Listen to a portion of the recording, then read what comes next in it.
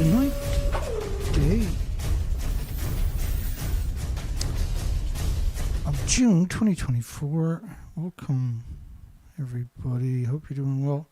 I'm going to be your host tonight. I'm Dana Durnford. And you can call in at 709-589-4406. It's a Canadian number. We got lots of... We're going to go down the time machine, actually, tonight. Look back at the early days of Fukushima. And they're always extremely entertaining to see the propaganda. And the propaganda was conceived immediately. It was conceived immediately, and we got a poll tonight. Did the International Atomic Energy Agency have no intentions of telling the truth about Fukushima from the very beginning? Obviously, this is true. This is simply the reality. Fukushima Prefecture firm employee, this is a story though from today. I think we got one or two maybe from today, but I ended up going down the time machine. Therefore, so do you. So Fukushima Prefecture is a nuclear wasteland. Employees use solvent to erase part of snack items' expiry dates. Employee, yeah, because he took it up on himself, did he? The boss didn't tell him to do it. No, he was there for the company. He was, and this community, of course, is right alongside Koriyama, which is a known nuclear wasteland, and anywhere in Fukushima is an actual nuclear wasteland. He reportedly used a solvent to erase the expiration date label on the products like rice-based snacks. The last thing you want to eat is rice or any kind of rice-based snacks from Japan. I noticed Bing doesn't show Fukushima nuclear power plant. Like, it shows a sketch kind of the wharf and the breakwater, but it doesn't show anything on the site. Look at that. How bizarre is that?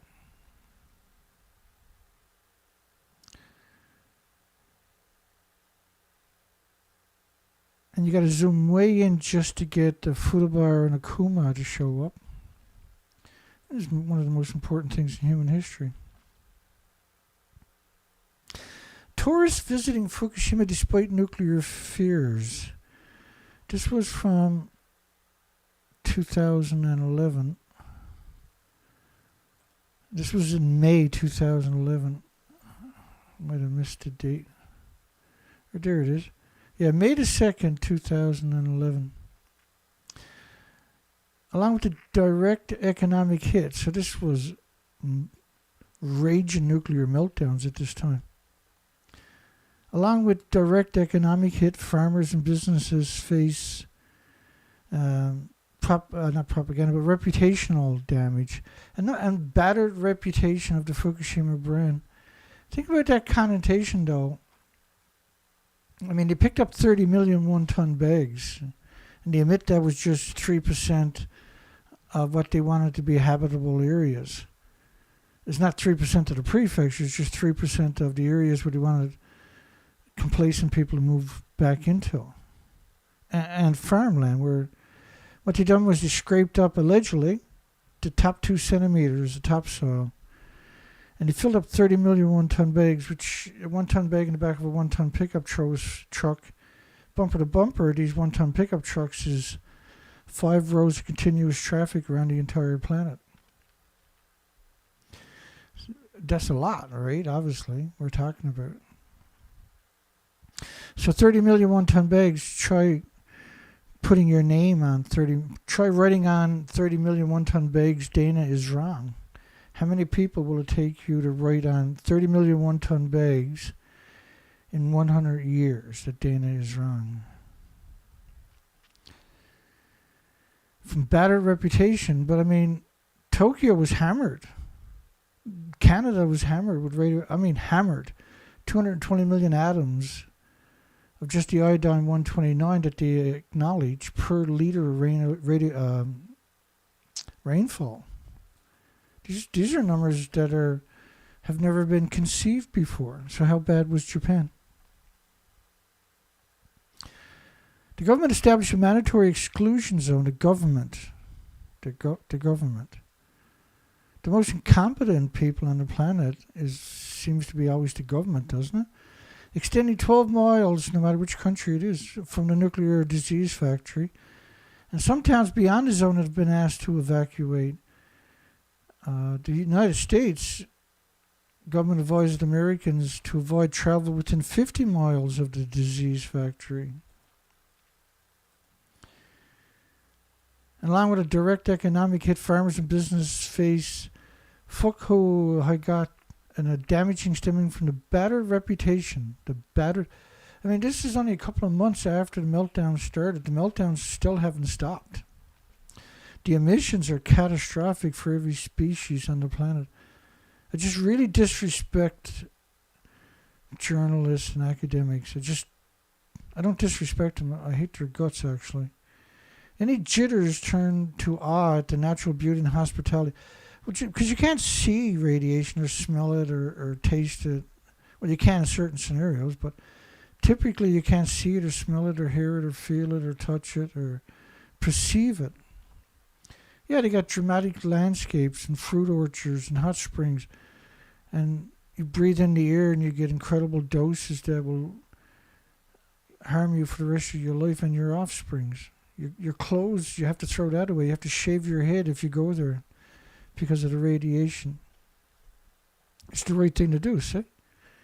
You don't want to bring it home, your radioactive clothes home, and put it in your laundry with other clothes and beddings and you contaminate your bathroom, you contaminate your washing machines by doing that.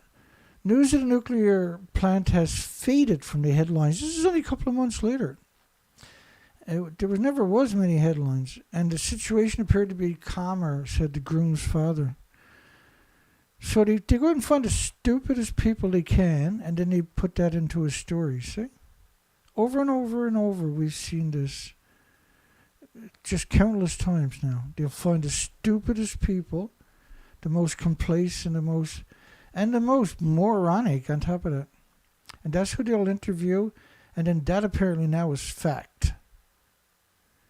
And people don't have a sense of distance. They just hear Fukushima and think radiation. Said Sato, who runs a small shop selling traditional wooden dolls. Right? They find the stupidest people who don't understand the basic principles of what radiation is, and that is their source. He's in a town not very far from Koriyama, which we know is a nuclear waste. Like, all of this is a nuclear wasteland. This is not up for debate. We've flushed this out many, many times over the years. Literally, this is one of the scariest stories you're ever going to hear. Experimental Zeolite rice paddy project in Daiichi City. Experimental Zeolite rice paddy.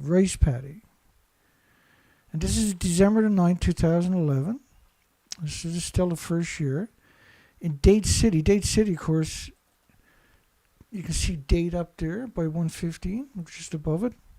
It's a nuclear wasteland. In Daiichi City. An experimental project determined if spraying zeolite and potassium onto the rice field will aid in the prevention of cesium absorption. And again, this is a ludicrous assertion. Because even if it did say displace cesium, which it can't, all the atoms are the same size, right? So whether zeolite or potassium, it's the same freaking size. You can't displace it. And we've seen this after Chernobyl, too. Same connotations.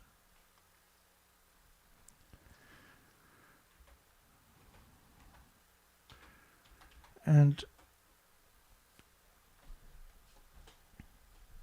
I think people like that write these stories, these are the pro-nuclear community. But I think there should be a very severe penalty for people that do that, including death, right? They should be sentenced to death by hanging or something like that, because they're going to murder people by making them complacent, right?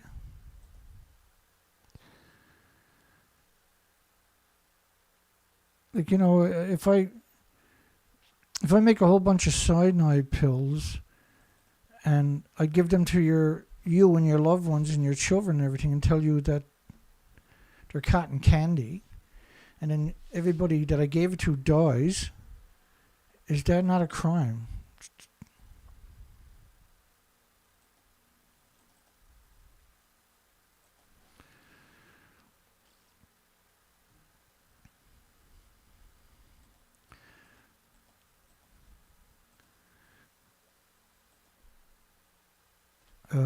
Bear with me. I just want to give you an idea of the isotopes, because it's kind of important. So, like, the helicopters couldn't even fly close to the reactors. There was that much radiation, right? It's kind of hard for people to wrap their mind around.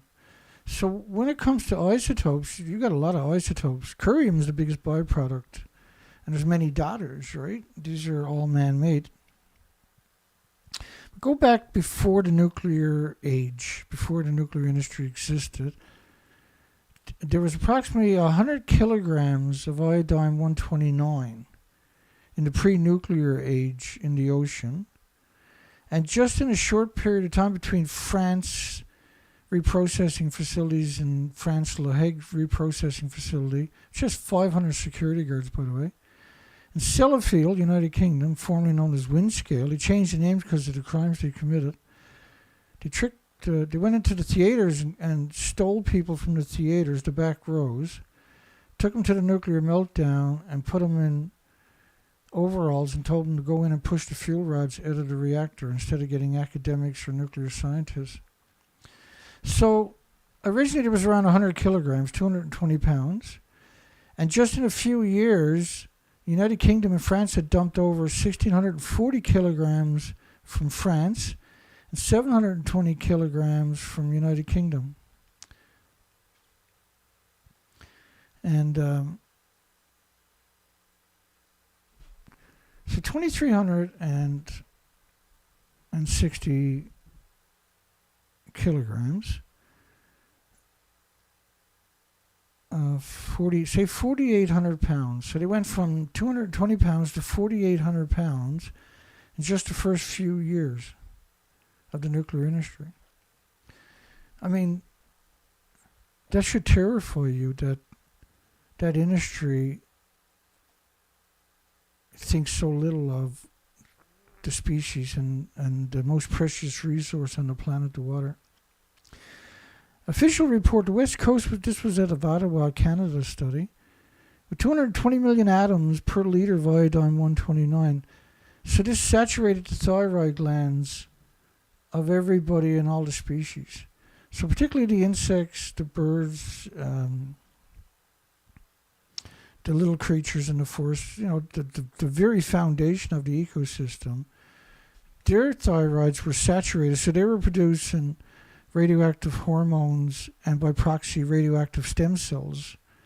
And so because they produce so many generations so quickly, they disappear very quickly.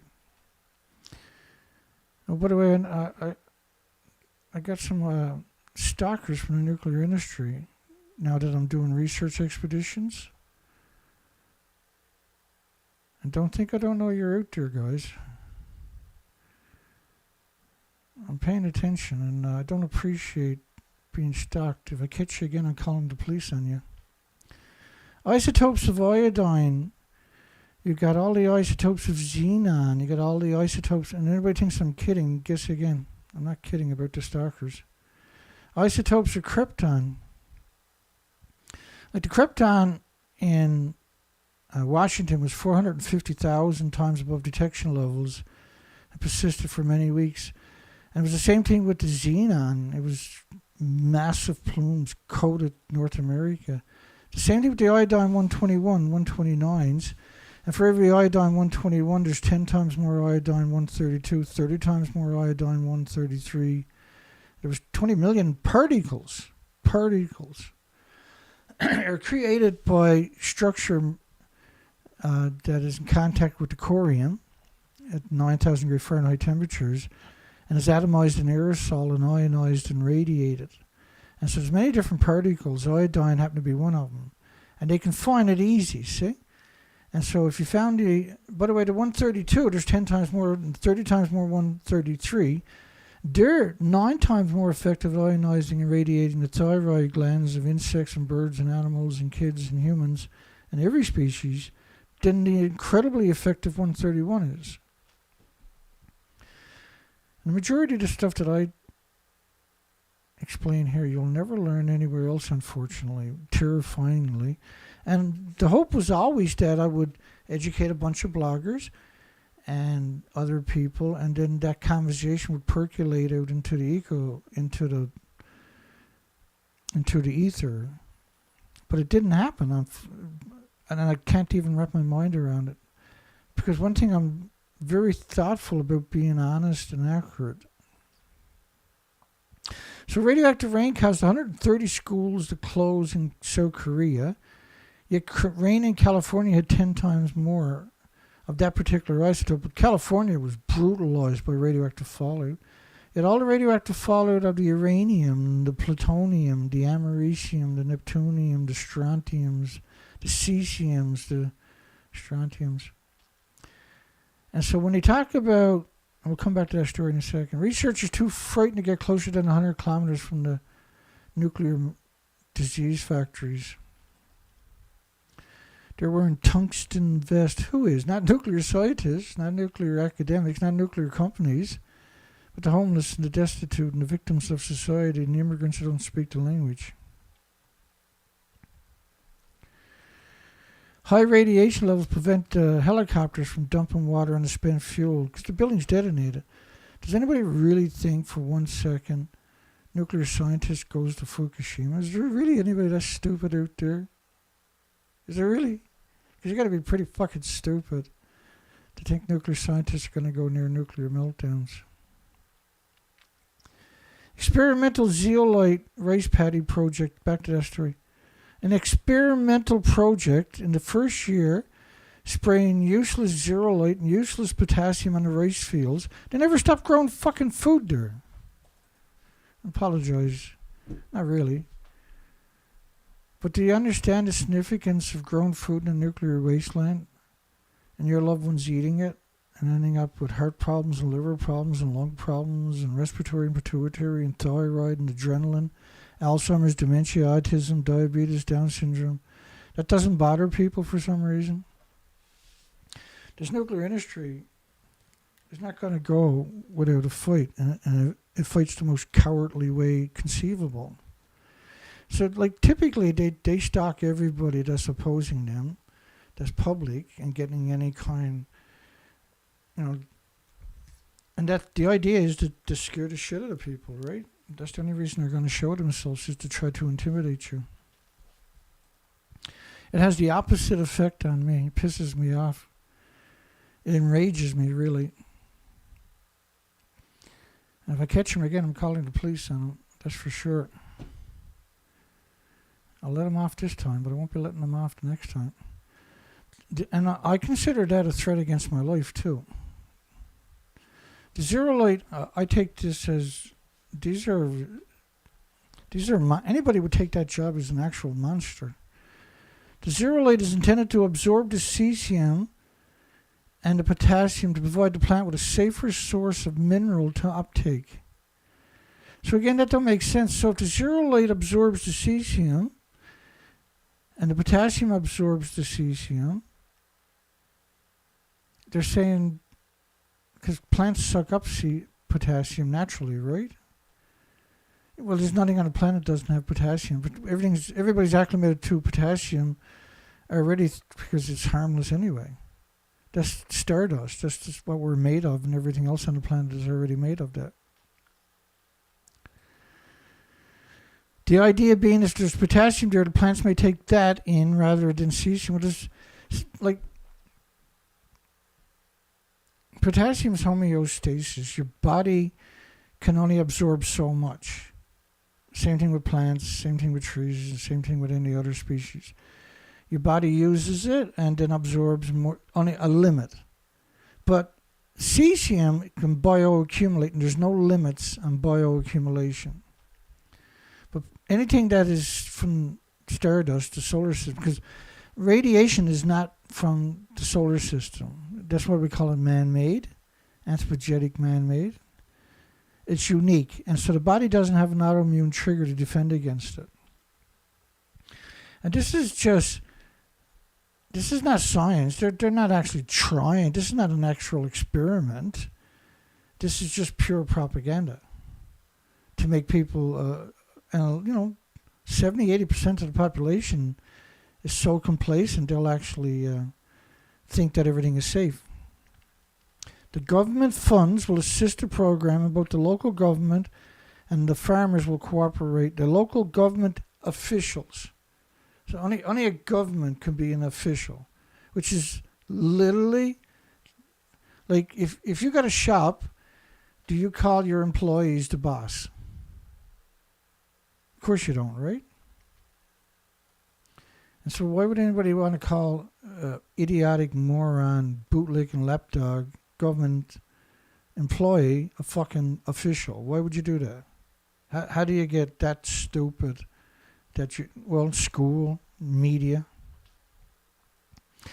This is 2014. TIPCO to release the groundwater at Fukushima. Groundwater. These are nuclear meltdowns, for goodness sakes. And this is their contraption back there, apparently. TIPCO has gained permission from fishing groups. Fishing groups don't own the fucking ocean.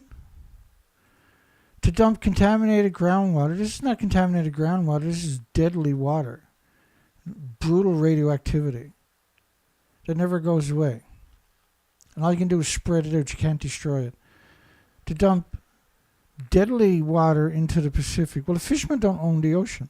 They don't have a right to make those decisions that affects 8 million species and everybody else on the planet.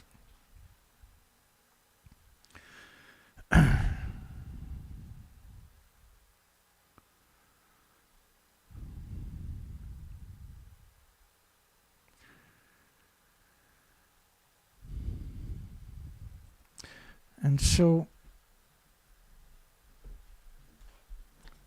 I would imagine, the stalkers are the nuclear industry, right? Whoever. And they've been doing this for quite a while, right? We've got a number of incidences where we've seen the same people show up in the most weirdest places and ask the strangest questions and have the capacity to understand the nuances immediately, which I've never seen anybody ever do in my lifetime.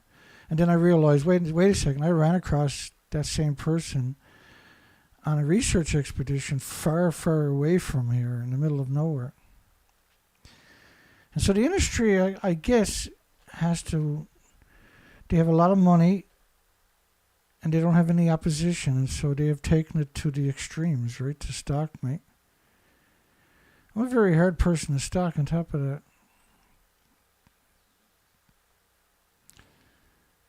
The fishing group asked for third-party testing of water for the government compensation if this continues to ruin their industry. Within a day, TEPCO began pumping groundwater in a set of old bolt-together tanks.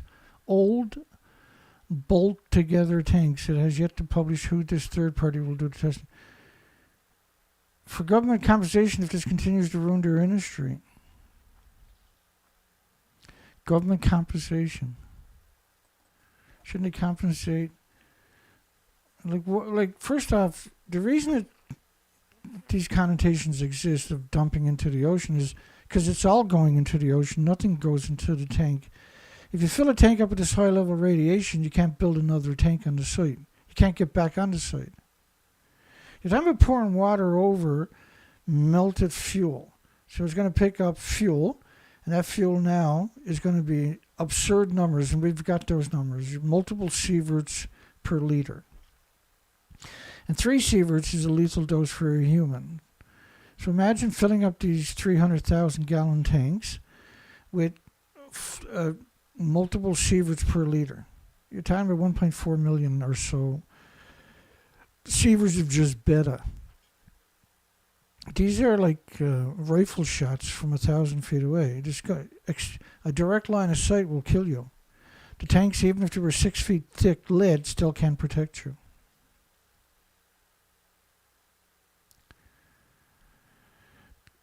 There's been no documentation to prove that these tanks TEPCO says will be used and will be cleaned. You can't clean the tank. Like the sludge, if you did put highly radioactive water in the tanks, a lot of it's going to settle in the bottom, and you're going to have gammas, alphas, neutrons, betas, and then that's going to cause a criticality in the tank. The tank will burn a hole, and then that influence, that incredible toxic radioactive lethal water will just drain right out of the tank. Not only that, you can't get close to the tank. You can't step over the hoses because they're so radioactive. Because you're talking about multiple sieverts per liter. And so there's zero possibility you can clean the tank. It's zero. It simply can't be done. And if you took the water and just sprayed it on metal, say for instance, like you say you had a 4 by 8 foot sheet of 1 inch thick metal, a steel, and you sprayed it with the same water, you can never get near that again. It absorbs the doses. It permeates into the metal itself. Some news reports hinted that the water to be dumped was uncontaminated, and that is not the case. The water has been found to be laced with tritium and cesium. So first off, all water is going to be tritiated. That's coming from the site because it's radioactive, right? All water is going to be tritiated. And then they only acknowledge the word cesium, and I just showed you a whole bunch of the other isotopes. Like, this is insanity to suggest, and we see this constantly. The current report does not include testing for cesium. Well, then it doesn't include testing for uranium or plutonium or curium or americium or neptunium or strontium or any of the other fission products that are so lethal to everything with replicating cells. These wells sit... Now, what was going into the tanks was they had drilled over 100 sample wells around the site. And they would pump up water from these wells, which were 100 or whatever feet deep, and then they would test the water to see how radioactive it was to determine how much was getting into the Pacific Ocean. That's the standard anyway for all of these sites. They got wells there anyway. But after the nuclear meltdown, this is what they were doing. And the water now, you can't just dump it in the ocean. That's their version, right? So that was what was stored in the tanks. That was the original version of the tanks. And in 2013, they had 1,000 tanks.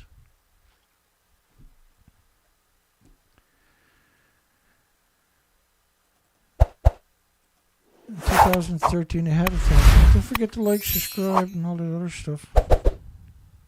Not that that matters.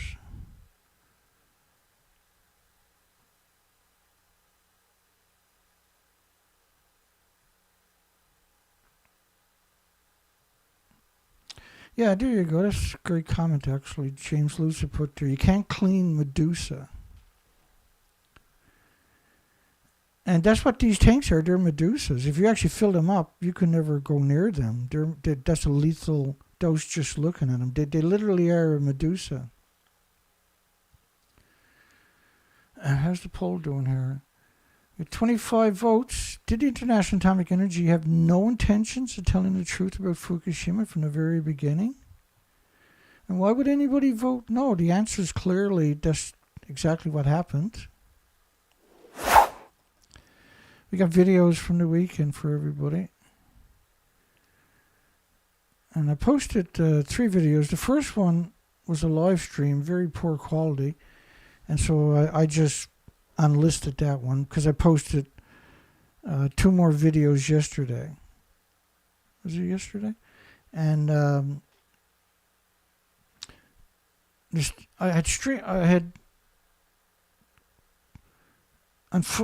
it Friday? Yeah. Friday I had streamed a live stream from the lakes where we're looking for species. And the quality was really poor, so I just, instead of doing that again, I just shot the video. But the video was actually an hour and 20 plus minutes. But what happens with the cell phone is and I'd done it with the cell phone instead of the big camera, which was another mistake. My apologies for that. And the idea was to start uploading it out there while I was working all day, right, on the water. And so then I realized, because I fell asleep after the video was uploaded. I just fell asleep right where I was sitting. I woke up and looked at the video and said, oh, okay, it's only 40 minutes. And I went in, sure enough, there was another 40-minute video, so I uploaded that one. But then there's another couple of minutes videos, too, that I didn't upload. I'll show you that tonight.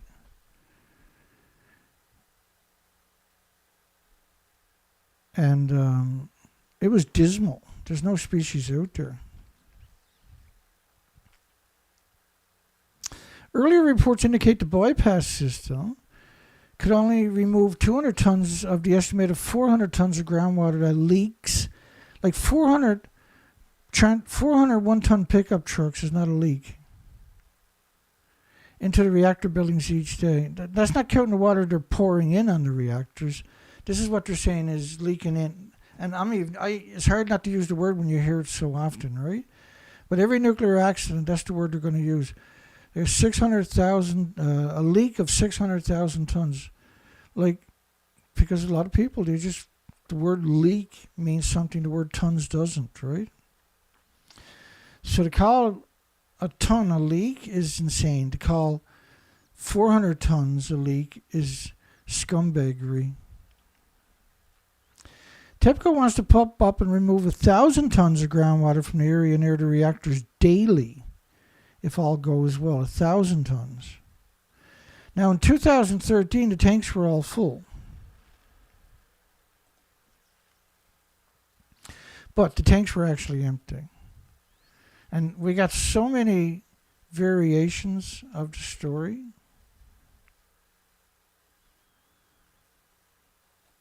First off, like when you look at these reactors, then you got to ask yourself, well, obviously they're not telling the truth. The fuel pools were at the top of the building, so is the reactor core, but there is no building left. There's structurally nothing left there. And if you went over, say it was safe not to go close to this, there's nothing. If you went in that hole, of course, you wouldn't get close enough to it. You would die anyway. But when you look at the guts hanging out of the bottom of the building, because that's all that's left, this is just the very bottom of a 19-story, 190-foot, 65-meter building. There's nothing left. And so the story is predicated upon you not understanding that. Right? That's officially nothing got out of that building. Officially that didn't happen. That's the official picture, by the way. But officially that never happened. Pumping up such a large amount directly next to the reactors, 1,000 tons a day, and contaminated water tanks could have potentially disastrous consequences next to the reactors and the contaminated water tanks. Well, the whole site was covered in fuel rods and the fuel assemblies when these reactors detonated. And so any water on that site is not going to be tritiated water, it's going to be lethal water. This could cause contaminated water to flow backwards towards the pumping system, making it unusable. Well, first off, the pumping system is not going to work with the contaminated water for very long because the electronics are going to die right away. And the amount we're talking about of radiation is catastrophic. Like, it's unprecedented in human history. We don't have anything else to compare Fukushima to. Each reactor, by the way, in Fukushima, not counting the fuel pools that were at the top of the buildings, are gone, with around 8 reactor cores. But just a single reactor core at Fukushima is worse than all known nuclear meltdowns in history combined. There's 4 of them, and there's 8 fuel pools. Each fuel pool had around 8 reactor cores because they don't have a repository. And such a drastic lowering of the groundwater could also cause subsidence and sinking in the core area of the plant if conducted improperly. Well, the only people working there are the homeless and the destitute and the victims of society, the immigrants who don't speak the language.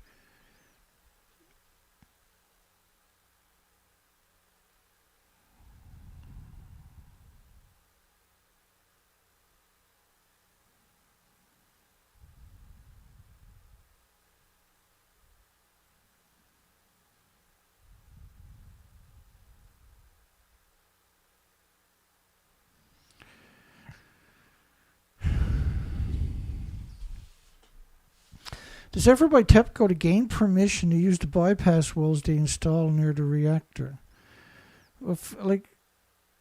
These are vicious, life-changing doses you're going to get if you work in that ecosystem, that hellish nuclear wasteland, I should say. A bypass system further inland outside of the plant's ground was considered credible and flagged for action. Somewhere between the IRID going forward with a wide area groundwater bypass, which didn't work, and TEPCO's design, because they were going to stop the water coming down the mountainside and then pump it directly into the ocean so it didn't run through the site. Of course, there's no top, no bottom, same as the ice wall, so it went straight through the site.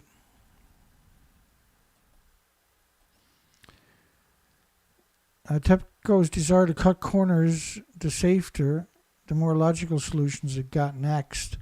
No, TEPCO wasn't cutting any corners. There was no corners. Everything flows directly into the ocean. You can't put it in tanks because you can't get back on the site. And the fact they built 1,000 tanks is proof they didn't fill up any tanks. It's too you can't filter this stuff. How the hell can you filter multiple sieverts a liter? Think about the logic of it. Because 3 sieverts is a lethal dose. So imagine a filter after 20 minutes is tens of thousands of sieverts gone through it. So even if it did work, you can no longer change the filter. You can't get back into the filtration buildings. You need 6 feet lead shielding just to protect you from radioactive fallout. Imagine how thick of a containment you need to contain the sources. Once it melts down, everything changes, right? Fukushima brings awareness of the contaminated food worldwide. This doesn't discount the impact of Fukushima worldwide. Fukushima-related radiation was found in food as far away as Greece. It was found right around the entire planet, not just Greece.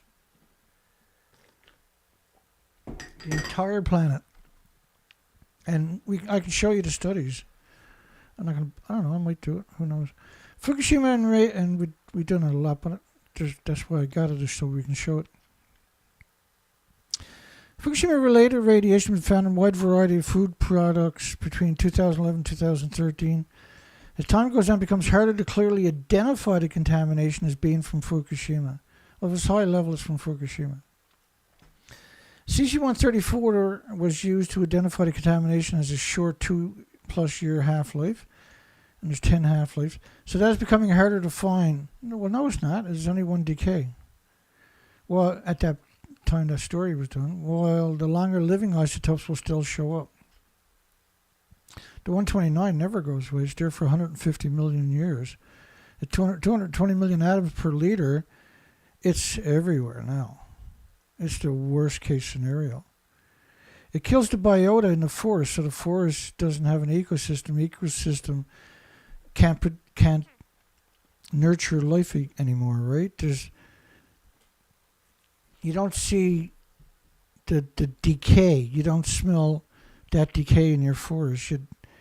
The forest doesn't break down because you kill the biota in the forest, the foundation of the ecosystem.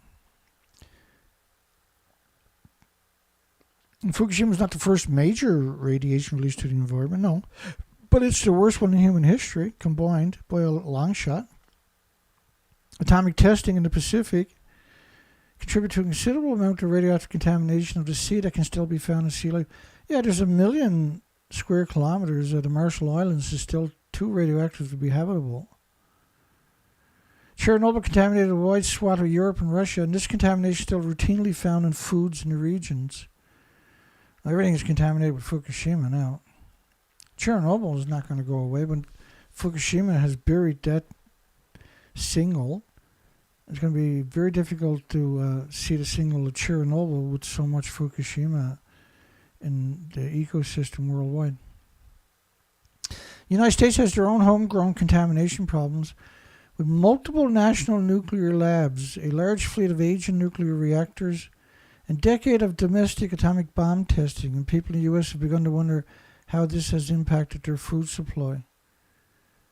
Well, it was immediate, and it's forever. It never goes away. All nuclear plants are surrounded by farms on top of that. Russia's authorities advise against buying any food products from the Banks region of Russia, Ukraine, and Belarus. And Ukraine, of course, is the breadbasket for most of the world for grain. And we got studies where they put potassium in the farmers' fields in Ukraine and said it's okay now. But it's like someone coming up to you at the gas station and pouring cow's piss in your gas tank and telling you to drive away. You'll make it a couple of 100 feet down the road and your car's gone kaput, right? It's the same science. Putting potassium in and pouring cow's piss in your car. It's the same science. It simply can't work. This was 2014. Local contamination doesn't stay local in a world where food is shipped everywhere. And Japan, just the Fukushima prefecture, is 1 billion pounds of rice a year. They never stopped growing it. And it was banned by 55 countries and 14 prefectures for the first decade. But they slowly replaced everybody in the countries who made those decisions with the pro-nuclear, and they lift those restrictions. And now there's currently around 14 countries that still ban nuclear out of the original 55 countries. From Japan, rather. The food from Japan. Japan has poisoned the whole planet many different ways over. They destroyed your water worldwide. They destroyed all your agricultural, all your air worldwide. They destroyed all your properties worldwide, radioactive fallout. They're despicable. It's a despicable. The nuclear industry is just despicable. And the most despicable, though, is the International Atomic Energy Agency. Real life scum. What was more concerning in the review of these jams was how hard it was for the consumers really knows where the ingredients is originated from. It is frequently buried on the label while more marketable countries displayed prominently on the label. Yeah, Japan does it where they'll ship the food, or they'll put a different label, or even ship the food to another prefecture and then ship it to your country. And the countries that they're shipping it to are not going to check. The general motivation of governments around the world, many food producers, is to force consumers to accept radioactive contaminated in their food by comparing it to naturally occurring radiation, like potassium, like walking in the sunshine or climbing a mountain or flying on an airplane. This is not radiation. We're acclimated to it through genetic superior selection. But not like the stuff from a nuclear reactor where we have no autoimmune trigger to defend against it. Or by citing the arbitrary government intervention levels claiming to be a promise of safety. The money-saving solution by the involved government is to try to convince consumers that the radioactive contamination in the food supply is somehow okay. This is 2016. Typhoon melts 2 sections of Fukushima's ice wall. Of course, we know the ice wall didn't work anyway. Why would you build an ice wall when you can build a real wall? You're talking about $9 to $12 million a year to keep the ice wall working, but it's still not going to work. There's no top, there's no bottom. It's literally the stupidest thing imaginable. Literally, it's the most laughable solution imaginable was to use ice. At the time of the typhoon hit, 6 sections of the ice wall had still not been turned on. This is 5 years after the nuclear meltdowns we're talking about, by the way. It was meant to make you complacent, right? The average person just read and said, "Hey, that's great, they're going to put a wall. An ice wall, that's pretty crazy," and then they went back to sleep. There's been a perplexing problem TEPCO has not addressed. Why they are considering the project to be struggling when multiple sections of the wall allowing groundwater to flow into the area are still out of operation. Like the minute you start looking at what's going on there is the minute you start realizing that this industry has to be dealt with. Like, we don't do this because it's fun. It's not fun. This is definitely a form of torture, right? Researchers find radiation hotspots off the coast near Fukushima. And the lies that these people tell are unbelievable, isn't it? You know, they actually paved that whole... so they have like a little man-made harbor built there in front of Fukushima. All of that was paved over, right? Where they put cement. What they mean by that is they use cement to coat the whole floor that would harden underwater to stop the radiation from percolating up from all the assemblies that landed in the oceans close by. But there's many of it landed on the tsunami debris and was carried out and then washed off the tsunami debris offshore, right? This industry, everybody on the planet should be attacking this industry with everything in their fibers 24 hours a day. The whole world should be losing it on this industry. This is an industry of, if you don't get rid of it, they're getting rid of you and every other species. And according to the research we're seeing this year, holy shit, it's an extinction event. Researchers find radiation hotspots off the coast near Fukushima. Japan's nuclear regulator. They're not regulators. They're criminal. That's the criminal empire. And a team of researchers. If they're working with the nuclear regulators, they're not researchers. Completed a set of seafloor monitoring earlier this summer. They found the area, the seafloor, where there's more muddy soil in low spots tended to concentrate cesium-137. Every time I heard the word cesium-137, I want to kick the shit out of a couple of nuclear scientists. You see this word cesium-137 constantly, which is terrible. It's a terrible anthropogenic man-made isotope, but I'm not worried about the biggest byproduct I'm worried about is the curium isotopes need lead shielding 20 times thicker than plutonium, which is named after the devil. The cesium is assumed to have bonded to the mud particles. It's assumed. Sure, it didn't bond to the fish, to the phytoplankton, to the zooplankton. The research corridor was roughly up to 25 kilometers out to sea. 20 locations at concentrations of 1,000 becquerels a kilogram. Like, I can show you numbers, they're official numbers. We'll blow these numbers away. At 1 million becquerels per square meter. So you got to multiply it by 66.6 to get a square meter. 6 kilometers out to sea, levels of 22,000 becquerels a kilogram in some location. So they're only acknowledging cesium. And I despise them for doing that, by the way. Long-lived radioactivity doesn't just go away, it moves somewhere else. Fukushima tank dismantling explained. Explained!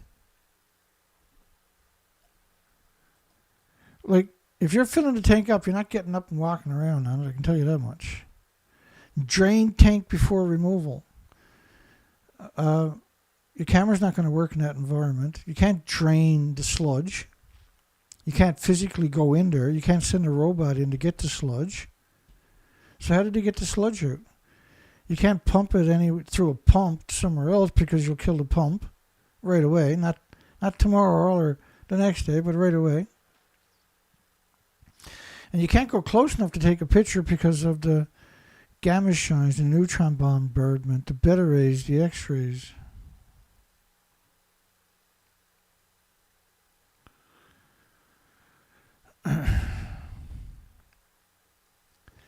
TEPCO provided more information about how they will go about taking down the many bolted together tanks, which they were meant to last about 2 years. They were expecting everybody to stop paying attention within 2 years.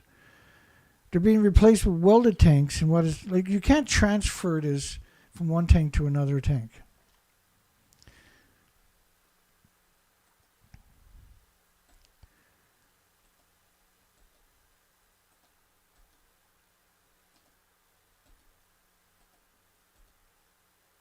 Oh, sorry, bear with me. I put that there 1, 2, 3, 5 times, 6 times so I can find it. See that person right there? So this is this Kevlar sarcophagus. There are 4 sections like this because the buildings are 190 feet tall, 150 feet wide. But you can actually see how big it is when you look at it, right? In that context right there. Just bear with. I want to show you the filtrations.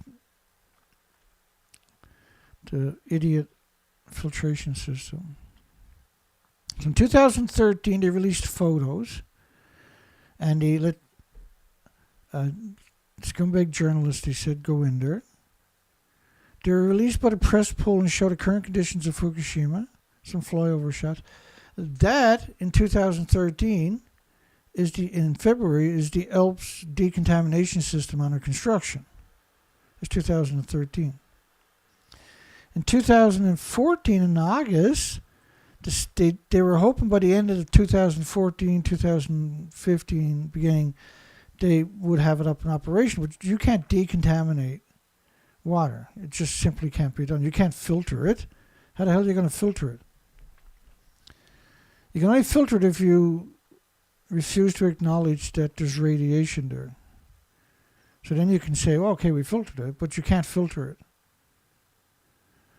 Because you're talking about multiple sieverts per liter. It simply can't be filtered.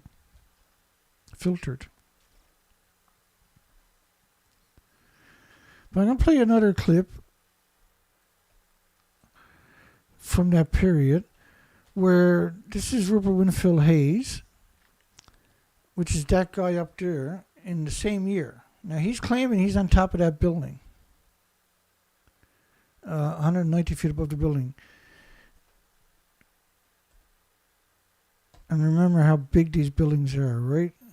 That's the lower level. That's for reactor 1. That was the Kevlar sarcophagus to get it at a site so people wouldn't look at it, because it blew the fuel pool out of the building. So there's 4 levels. This is the second level. Or that level there, rather, is that part right there. So there's 3 more levels, right? 3 more of those spanners for the Kevlar sarcophagus. All right, so this is an important video, but it's not true either.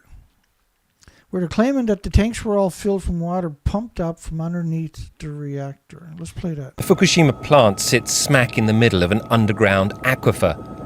Deep beneath the ground, the site is rapidly being overwhelmed by water. Beneath the surface, water flows downhill and into the basement of the damaged reactor buildings. There it is contaminated with high levels of radiation. To stop the groundwater flowing on into the nearby ocean, engineers are building an underground barrier. But that is causing the groundwater level to rapidly rise. It's now so high the water will soon reach the surface. Then it will start flowing overground into the sea. This week, the company that owns Fukushima, TEPCO, made this disturbing admission. We understand that this water discharge is beyond our control, and we do not think the current situation is good. Outside experts say it's now clear TEPCO is incapable of handling the cleanup at Fukushima. It's time for the Japanese government to step in. The situation is already beyond what TEPCO can handle, he says. If it were possible to take proper measures, they would have done it already. It's not as if TEPCO is refusing to do what they can. They're doing everything they can, but there are no perfect solutions.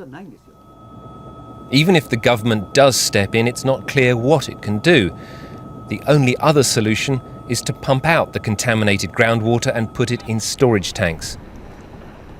But after just 2 years, the site is already jammed with more than 1,000 giant tanks. Most of them are already full up. At least 400 tons of new water pours into the site every day, and it's going to continue for years and years. Fukushima's water crisis has only just begun. Rupert Wingfield-Hayes, BBC News in Tokyo. So in 2013, most of the 1,000 giant tanks were already full up. I just showed you they didn't have the filtration system in 2014. That was 2013. And you can read that story, 2014. Remember, a couple of buildings, including Reactor 4, clearly detonated.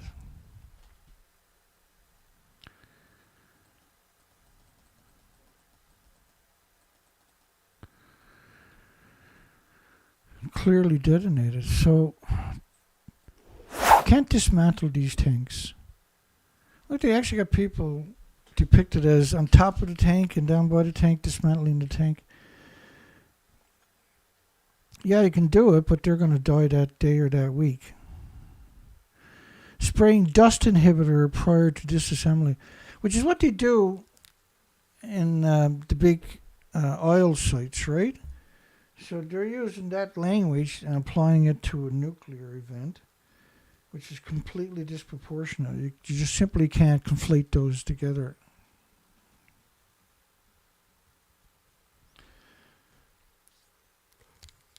I was sick all day today. I was trying to head out. I was ready to head out to scout out a couple of new lakes.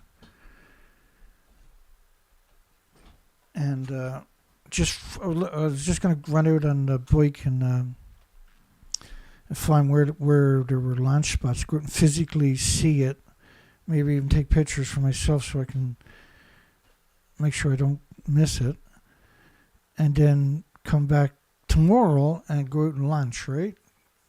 I had to do repairs this morning when I woke up on the trailer. I got up and done that. But then when I had the bike out, I had everything ready. I was just packing my backpack with some water and a hot tea to take with me. And it started raining. I heard the rain on the window, and I looked out the window. I see all this rain, and I was like, "Oh crap!" I wasn't feeling like going anyway because I was sick all morning. And I was going to go anyway,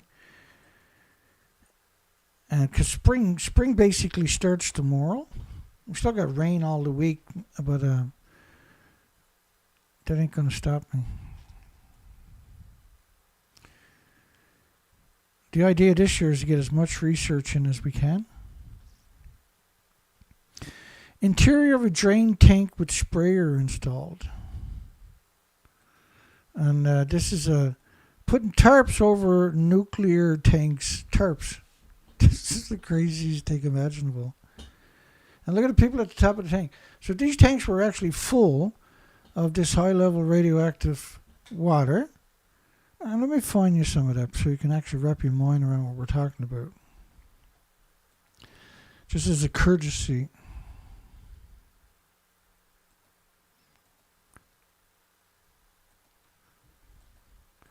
Like, it's hard to comprehend.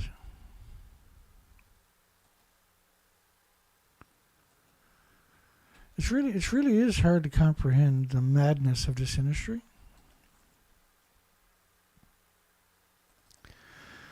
Just bear with me 1 second. I'll find those numbers for you. These are lethal numbers we're talking about.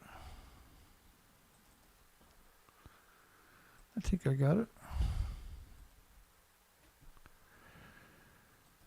There's quite a lot of these examples, but if you look up that story right there, 2,200 millisieverts, that was per liter, per hour, 2.2 sieverts. They were talking. That was beta they were talking about per liter. Now, you cannot get near this tank even if it was 6-foot steel. So putting a tarp over it. And so who's working there? The homeless are taken to work at Fukushima. And even worse, at the end of the month, they're left with no money. And they're paid basically $11 a day to do the most dangerous job in human history. That's the nuclear industry for you. It has zero honor.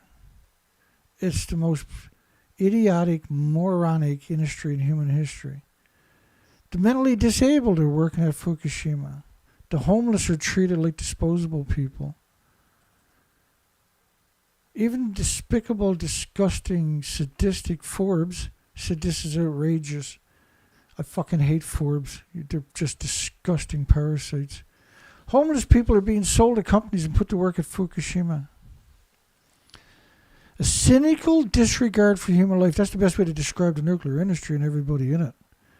Risking a bleak future for the radiation-contaminated nation. So radiation-contaminated nation is one of the few connotations that I've ever heard were accurate.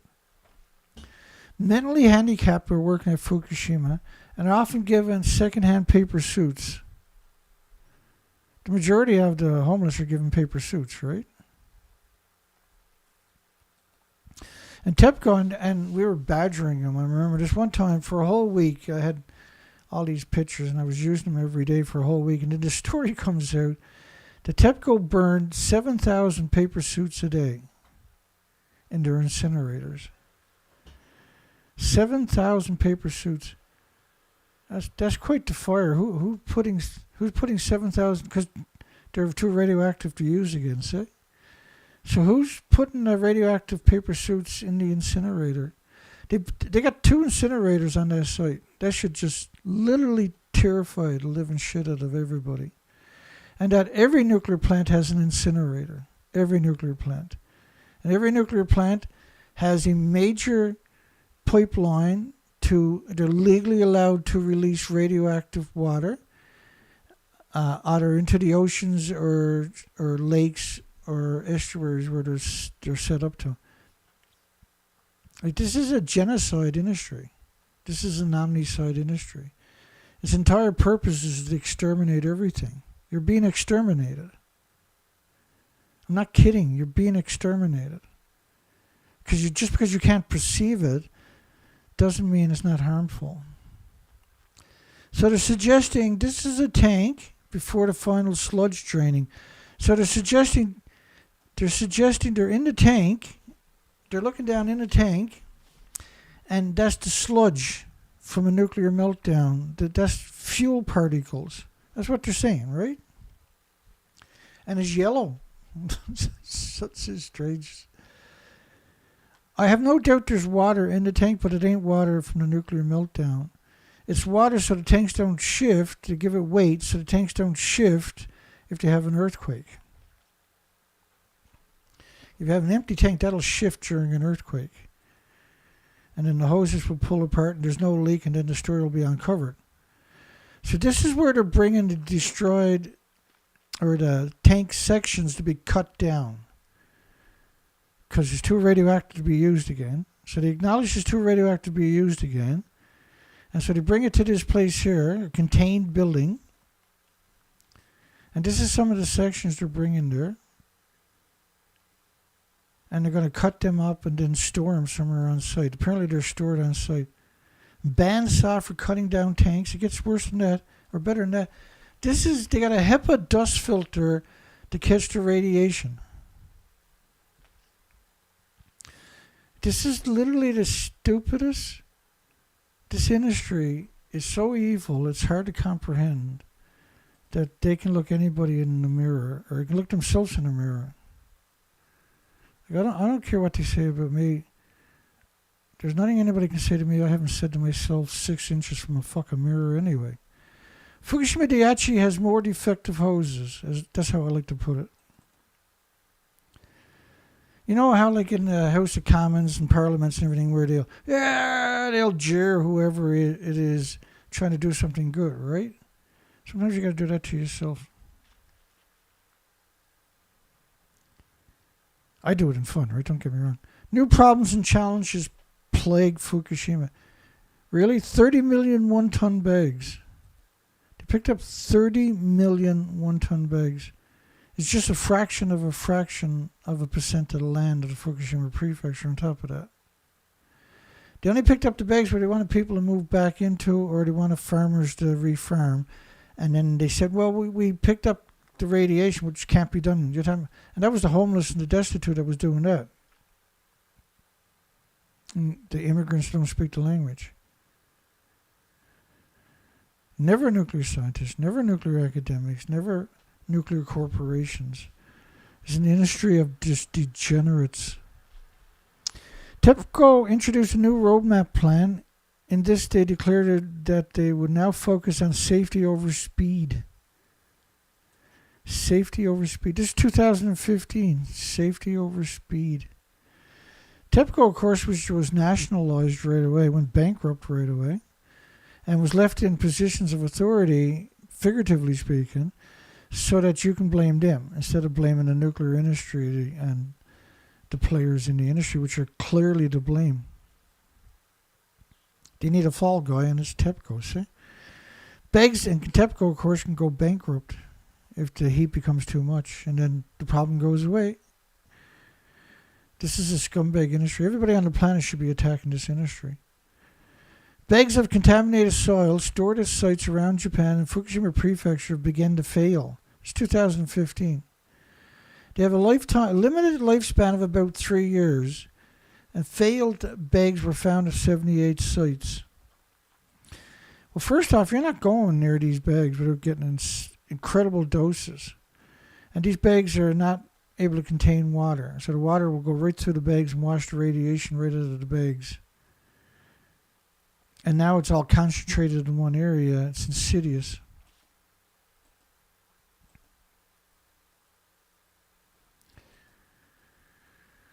It was not mentioned on how they would remediate the damaged bags or what precautions would be used to prevent bags from failing during the transportation process. Well, allegedly they got to repackage the bags, right? But if you got a 1-ton bag, 2,200 pounds, because Japanese is metric, right? So if you pick up a 2,200 pound fragile bag, it's probably going to bust open after the first year.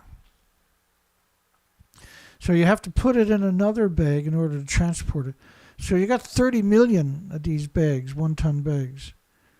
So how long will it take you to transfer 30 million 1-ton bags into another bag individually? All they do, every facet of their story has so many holes in it that when you add the story up, these are scumbags. No pun intended. They would also allow the growing distribution of farm products if the national or local government permitted it. Not scientists, not academics, not... If the government or the local government permits it. They never stop growing food is the reality, folks. The town of Naraha, south of Fukushima, is scheduled to reopen in August 2015. Like when you abandon a community because of radiation, you don't go back. You're only allowed to go back because the nuclear industry is trying to get some of its credibility that it shouldn't have in the first place back. A local shithead claimed people would not be forced to return and would continue to receive compensation. And what he failed to mention was that the national government, the scum of the bags of the scumbags, had already said they would end compensation payments between March 2016 and 2017. Like the lion is just, it's so natural for them. They can't get the job unless they're proficient. New details of the chaotic evacuation during the nuclear disaster were revealed. Every one of those links, when you go there, they're not found, by the way. On March the 12th, the situation became worse for many of the evacuation's screening centers themselves. Had the flee to disasters, radiation levels rose. That was the next day after Reactor 1 detonated. Many of the evacuation screening centers. So what, and the problem with the screening center, nice rubber boots there, buddy, not. The problem with the screening center was that they were irradiated and they got different clothing. That's why they got the same clothing on, because their clothing was so radioactive. They're being checked a second time. But what happens to the Geiger counter is that if it gets a large dose on the Geiger counter, you have to send it back to the factory to be recalibrated if it can be saved. It might be irradiated and not be savable, see? So these people stood there every day, day after day, and told people that they were okay or changed their clothing.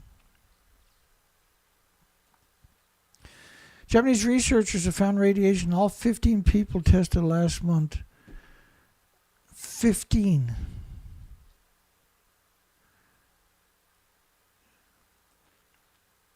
And the urine samples from a 77-year-old man in the first round of tests indicated radioactivity as high as 3.2 thousand microsieverts.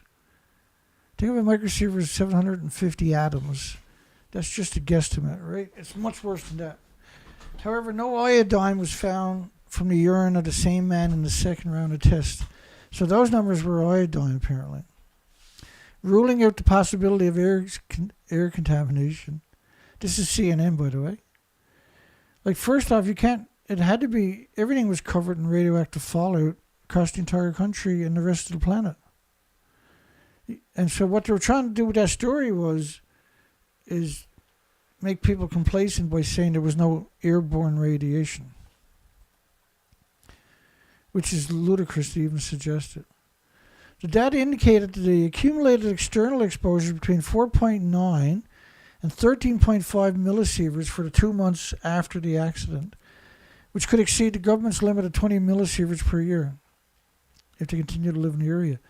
And again, they're looking at gamma only, but they're not really. The people that are checking are not qualified to do this. The Geiger counters you're using are simply not going to pick up all the radioactivity.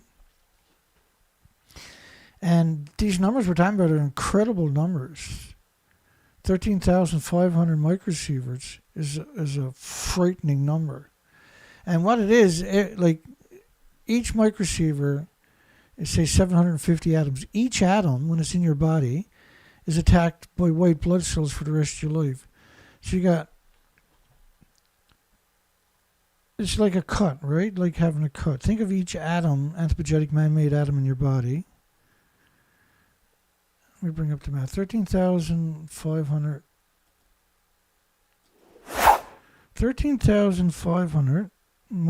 microsieverts. So multiply that by 750 to get a rough physical atoms. It could be 10 times more than that, but let's use that number. So that's 10,125,000 cuts in your body, and your body attacks it for the rest of your life trying to repair it or build a tumor around it. And when you got those numbers in your body, and you're producing that much white blood cells, because that's what is trying to heal it, you're being attacked. Your body's attacking every one of them. Each one individually is pulsing energy at the speed of light.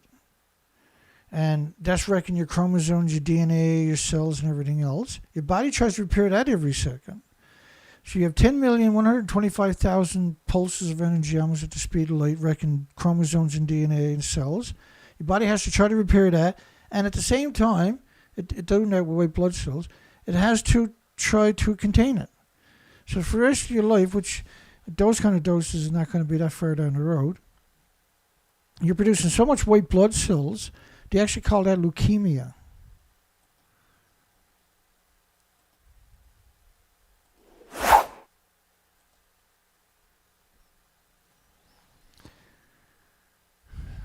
And so the 20 millisieverts a year is simply because there's so much radiation, they can't even use a number below that. And on top of that, that's only meant for the government employees because you don't have to have everybody in on the scam to make it work, right? It's a despicable, disgusting, parasitic industry, every way you look at it.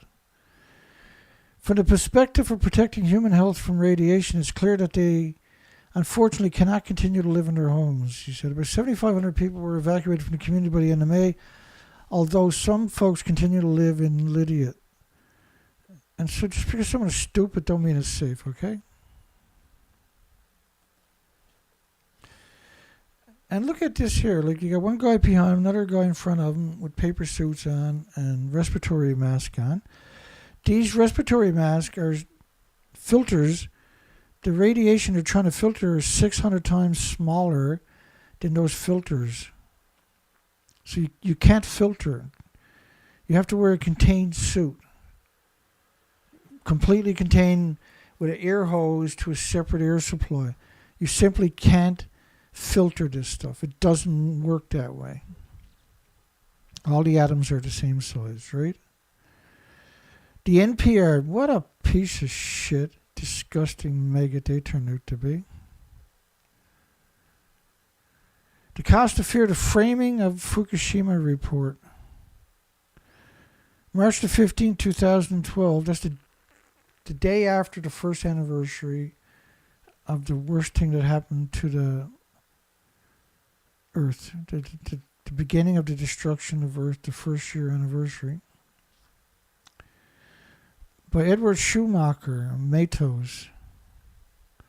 Fairness and accuracy. See that? Fairness and accuracy. There's no fairness and there's no accuracy in this story. As part of the NPR ongoing coverage of the situation, we've covered him many times over the years, many times. They're scumbags. Like, I would use stronger words, but I'm already censored beyond comprehension as it is. Science correspondent Richard Harris reported that the emotional trauma caused by the massive earthquake, tsunami, and nuclear reactor meltdowns will likely have a greater negative impact on the population than the radiation exposure. Richard Harris, and so I would love to meet that person. And if I was a younger man, the minute I met him, I kicked the shit out of him. Some listeners contacted us following the segment to question why Harris would, in their words, downplay the dangers radiation exposure has on the public. No, well, they should have... people like that should be charged with crimes against humanity, right? In particular, Chris McCarthy, a physics professor at San Francisco State... Oh, professor. You know, that's a scumbag. Question how Harris could focus his report on the seemingly less serious problems of trauma in the light of a report in the Bulletin of Atomic Scientists. So, a less serious problem of trauma in the light of a report in the Bulletin, which was created by the nuclear industry during the Manhattan Project. By nuclear expert Frank N. von Hippel, who we've covered a few times over the years, and is a disgusting parasite. A professor at Princeton who wrote that one might expect around 1,000 extra cancer deaths related to the Fukushima Daiichi nuclear accident. Might expect 1,000.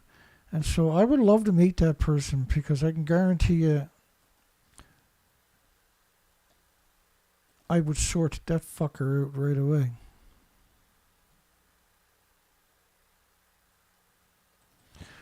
These are scumbags. It's endless. These are revolting, parasitic scumbags, aren't they?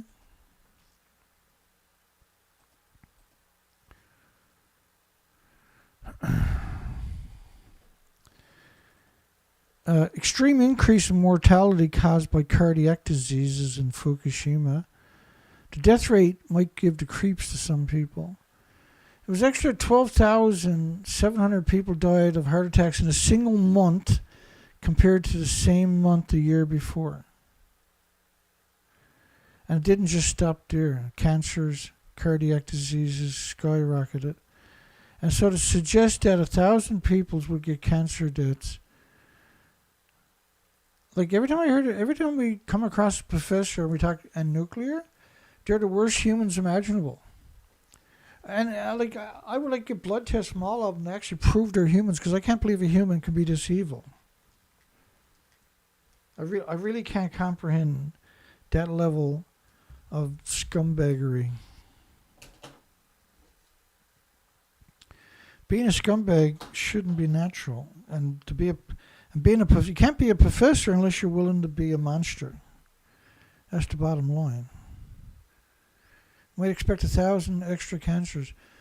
There was 12,700 people died from heart attacks in a single month, extra compared to any other month in history. In a single month. Nuclear power leaves many of us feeling uncomfortable. You can't see it being generated. You can't see the deadly radiation it can produce. At the same time, a nuclear explosion can be awesomely destructive. Awesomely? Oh, no, even worse, can be so awesomely destructive. Awesomely. There's nothing awesome about a nuclear explosion because of the radioactive fallout. Whether it's an experiment or war, it's the same radioactive fallout. So it's a war. At least these were my feelings when, as a reporter for the Philadelphia Inquirer, another scumbag, I covered the 3 Mile Island nuclear accident. These same fears seem to drive opponents to nuclear power. These same fears. I like to read the articles he wrote, this piece of shit. As well as a cottage industry of conspiracy theorists, which I disrespect anybody trying to have a debate as a conspiracy theorist. And so these are the people that needs the shit kicked out of them every time they walk out of their fucking houses. Dr. von Hippel figures, since Fukushima released 1/10 the radiation of Chernobyl, it should have 1/10 the health effect. 1/10! You have 4 reactors melted down, reactor 1, 2, 3, and 4. Common spent fuel pool might have melted down, most likely did. It was at the same level beyond reactor 4. And reactor 6 might have melted down, but just reactor 1, 2, 3, and 4 had fuel pools at the top of the buildings that don't exist anymore. They're gone. And you're talking about 8 reactor cores in each fuel pool, because you don't have a repository anywhere. And so I really, really, really honestly disrespect anybody who would suggest that it's 1/10. And we've seen this lots over the years, and it still infuriates me. This is 2012 on the anniversary, the day after, or 3 days after the anniversary. These are the people that need the shit kicked out of them, because that's the only deterrent they understand, right? I talked to Robert Gale and John Boice, really. Robert the Monster, Dr. Robert Gale, and Dr. John Boice the Monster. We know them. Let me see. They're actually, like, John Boice is just a despicable... Now, they're incredibly educated. Unbelievable, unimaginable educations these people have. Yeah, Robert Gale, where's John Boice to? Hang on a second.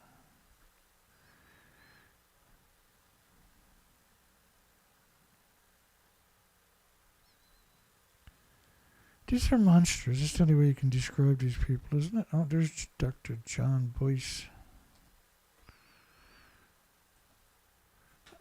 We got Robert Gale and Dr. John Boice.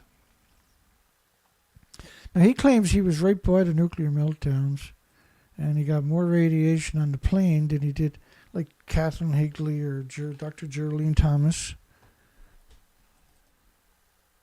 It should take away with it that the exposures to the populations are very, very low, and as such, there's no opportunity to conduct epidemiologic studies that have any chance of detecting excess risks.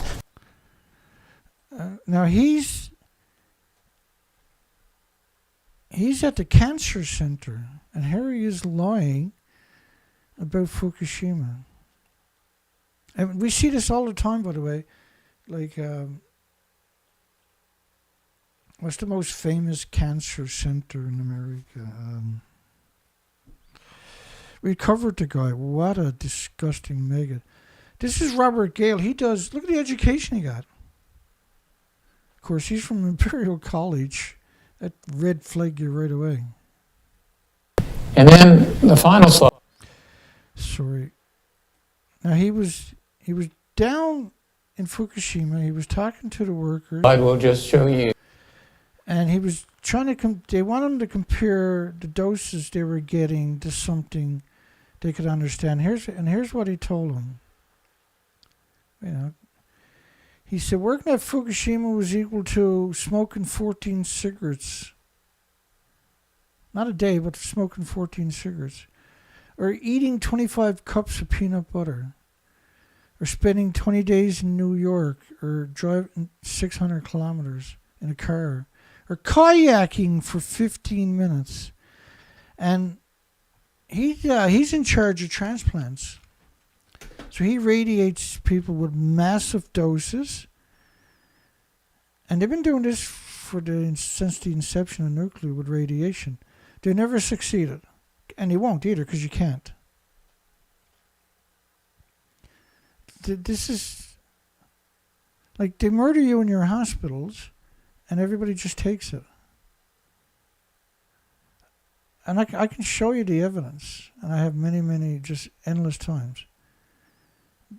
This is really clear as daylight. This is murder in your hospitals, using radiation on you. And look at the education he got, though. He got that job. He got that education to get that particular job, same as John Boice. They got the education to get a job so they can lie to you because they knew that job existed. And working at a cancer center, same as Robert Gale, for instance, or Dr. Geraldine Thomas. All of these are also moonlighting as professors or associated professors, which is supposed to give them street creds, right? And so they take a normal student, turn them into, when they graduate, they're actually a monster. And so I always advocate for sending the nuclear students to Fukushima. That's the quickest way to close down the nuclear industry, is get rid of these people by sending them to a nuclear wasteland instead of your loved ones. So I talked to Robert Gale and John Boice about the two workers who got reddening on their legs after exposure to excess radiation. Reddening on their legs, as if they got a fly bite or something. Contaminated water, got lethal radioactive water into their boots, which absorbed through their skins right away. Gale examined the workers and said the dose caused a localized reaction but was not high enough to pose an ongoing health risk. And that issue was trimmed from his story as he edited it down for time.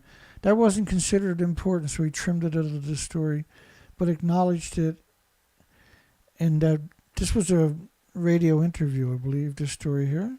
And that was the transcripts.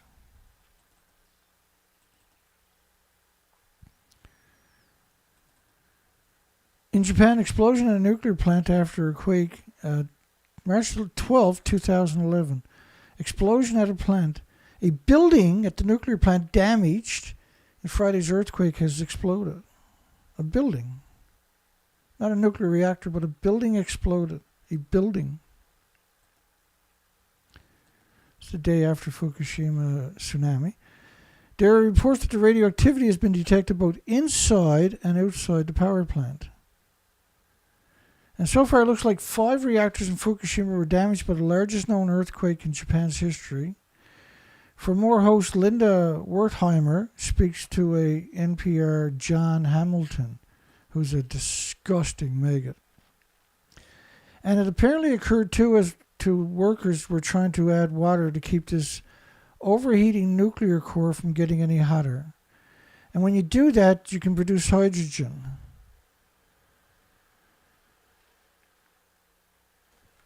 Like, if I boil water, the hydrogen doesn't explode from the water, okay?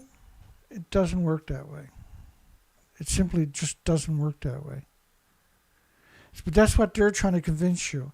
The hydrogen is caused by the zirconium cladding dissolving, becoming hot with no water. It heats up right away, dissolves, and then it catches fire. That releases the hydrogen. The hydrogen is caused by the actual nuclear meltdown.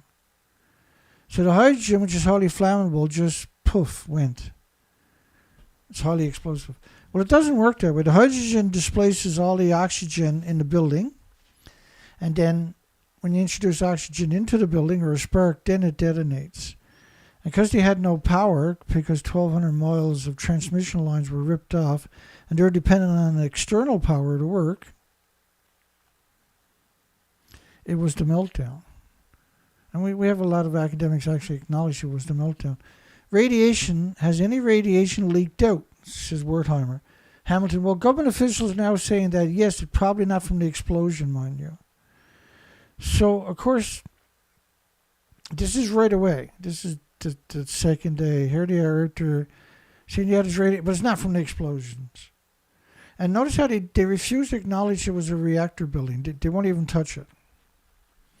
And that steam has been near the core, so it's a little bit radioactive, so there has been a relief. So they're saying they vented, the radiation that they're finding was vented.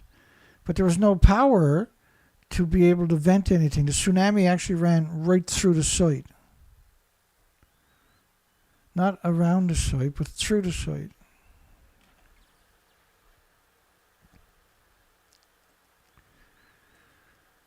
And there have also been reports of higher radiation levels inside outside the plant. And there's been talk about whether there's some cesium, which is something you get in a nuclear reactor. And every time you hear the word cesium, just saying I disrespect the nuclear industry is an understatement, isn't it? The other sign is that the government has extended the evacuation area to 12 miles. So why would you extend it to 12 miles, or even have it at all?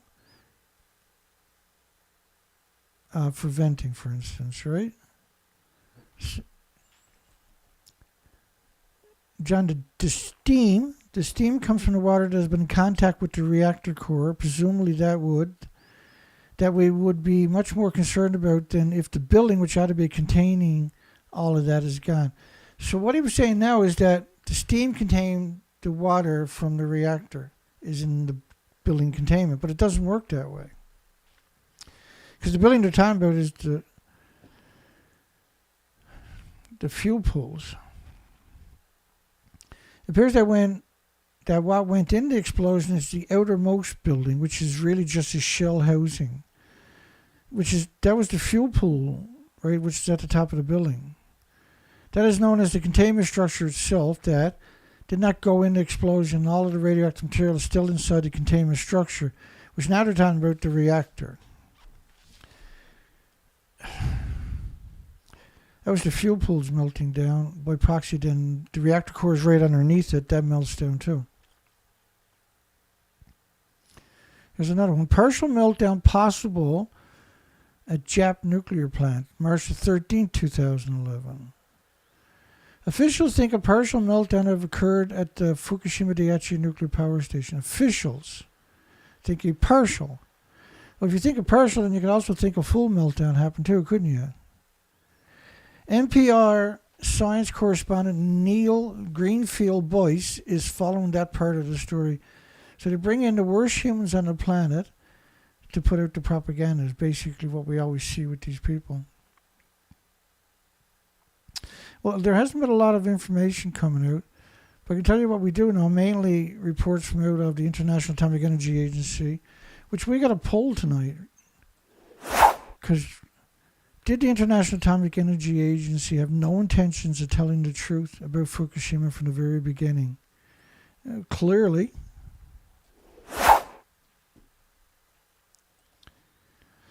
Three reactors that are having trouble. Reactor number 1 had an explosion ripped off the roof and the wall of the building that caused by a buildup of hydrogen. These are conjectures. These are complete opinions.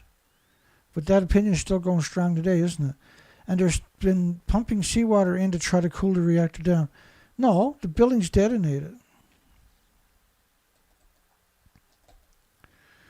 Like, that's reactor 3 to your right detonating. You're not going in there and pouring water in the other reactors. There's 8 reactor cores spread all over the site. And when the smoke, radioactive fallout cleared, this is what was left. You're not going in there and pumping water in the other buildings. These are lethal doses all over the site. You are simply not going anywhere near it.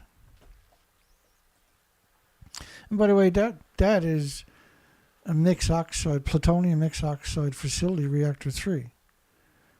So when that cooked off 200,000 degree hotter than a massive other nuclear meltdowns. So now Japanese officials are currently pumping seawater in to try to cool another reactor number 3 at the same power plant.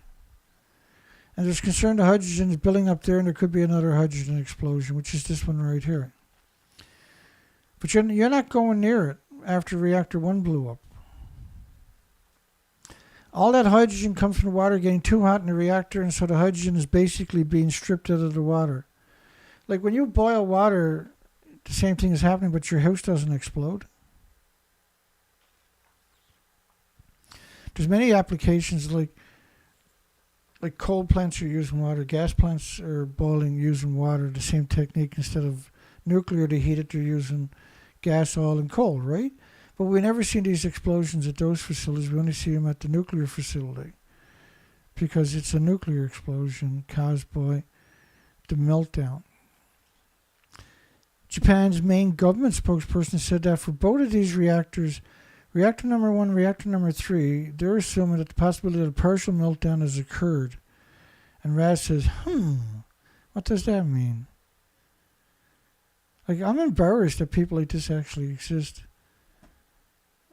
And Shitface says, well, a partial meltdown would mean that some portion of the reactor core itself has become uncovered with coolant, which is just boreated water, special water, and then exposed to air. That would let it get hot enough. It would sort of heat up to the point where the rods that contain the nuclear material would begin to overheat and even melt.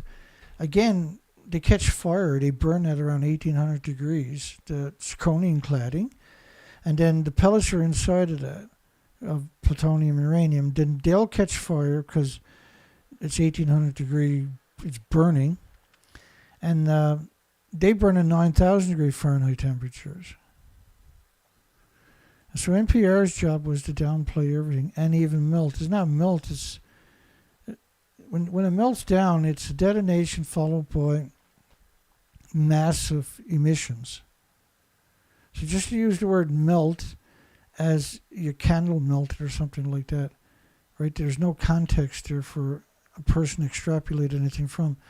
So the important thing to know is that even though if there could be a partial meltdown, officials says the containment steel that surrounds the reactor core are still intact, and that should limit what's released into the environment. Well, when that happened, for instance, this reactor 3, there is no containment. And the reactors and the fuel pools were at the very top of these 190-foot buildings. There is no top to the buildings.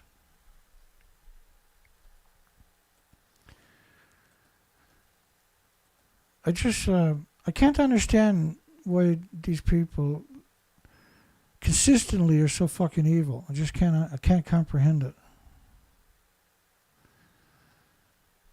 So the important thing to know is that even though if there could be a partial meltdown, again using the word partial meltdown is completely disrespectful to suggest, just to inject that into the narrative.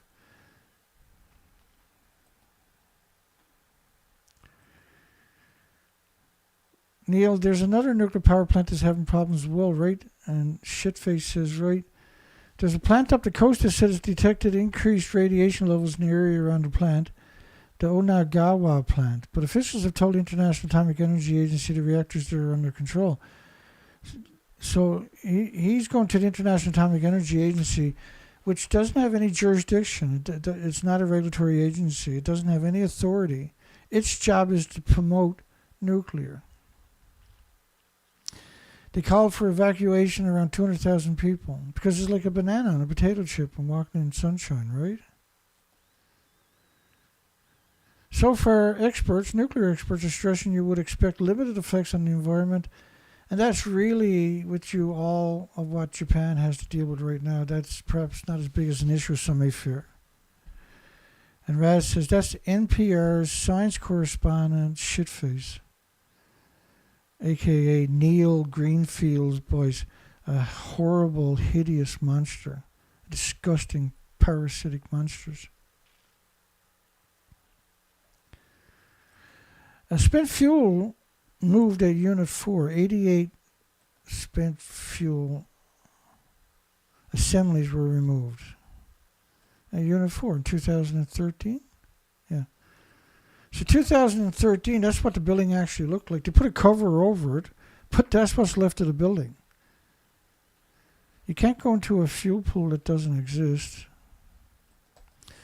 But when that headline came out, that was followed by videos. I'm going to play that for you. These are, I got their names there for you. I made this 10 years ago almost. And still, I'm the only person that plays this video. Where I'm standing is on top of what used to be reactor building number 4. The whole of this building was blown apart by a huge explosion. We are here inside Reactor 4 at the Fukushima Daiichi nuclear power plant that was severely crippled during the earthquake and tsunami of 2011. Of the decommissioning work taking place here in Reactor 4. At the end of our tour, we were checked for radiation exposure. In 4 hours, I received the equivalent of less than a chest x-ray. 1,500 highly radioactive fuel rods inside this pool. They've got to move them outside of this reactor. So how many people think they're in the building to your left at the top of it? Nobody, right? There is no top to the building.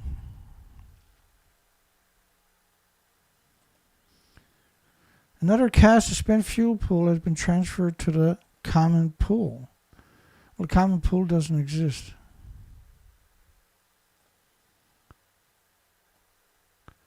And that's quite an interesting story, too.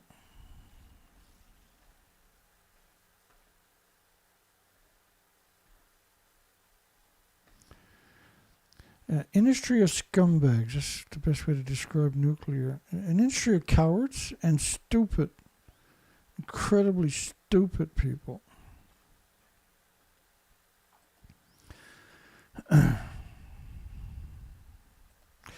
This is some of the pictures that were released in 2021. That's the common spent fuel pool back there. There was 736 pictures released from a drone. There's Reactor 4 pixelated out, Reactor 3 pixelated out, Reactor 2 pixelated out, and Reactor 1, but in between is pixelated out. And the common spent fuel pool is on the same level as the reactors. So the tsunami ran right through that. But it's a tiny building compared to the other buildings. So somebody released these pictures with no fanfare. I downloaded them from a very high quality drone. And when I zoomed in on it, to my absolute horror, to my unbelievable horror, the fuel pool is completely pixelated out. But they also drew you a line directly to Reactor 6. So when you go down to Reactor 6, it's also pixelated out. So is the pump house and so is the stack. So why would you pixelate that out? Well, 30 million one-ton bags. Think about 30 million one-ton bags. 30 million one-ton bags.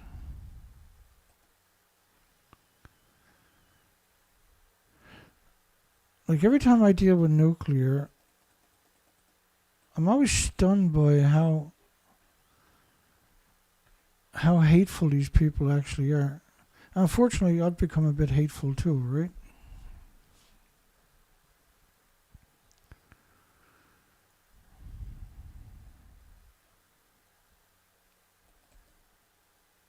So when you think about the buildings are actually gone, but they say they're in the fuel pool getting the assemblies out of the buildings that don't even exist, and you got all this media saying it, but the reality of it is they picked up 30 million one-ton bags. They're actually growing food right alongside the one-ton bags in the nuclear wasteland, the no-go zones, which is actually should be called a nuclear wasteland. And 14 of those prefectures were banned by 55 countries because it's not like a banana, it's not like a potato chip, it's not like walking in sunshine, it's not like nuclear is the stupidest, hatefulest, most destructive thing in human history. And there's nothing on the planet that has an autoimmune trigger to defend against it. So 30 million one-ton bags, that's what they've picked up. These are some of the pictures I had artificial intelligence cook up to try to articulate the 149,000 pictures we don't have. We have about 1,000 pictures of the one-ton bags, but there's actually 30 million one-ton bags. There was 150,000 sites, And so I don't have pictures of 150,000 sites. So I got artificial intelligence to cook up some of these pictures so that humanity can kind of understand what we're dealing with. 30 million one-ton bags would produce a highway like this wrapped around the entire planet. That's what they picked up. There's nothing in the nuclear industry that has a redeeming quality. The industry is just, it's a lunatic industry. New quake near Fukushima stirs up smoke but a common pool.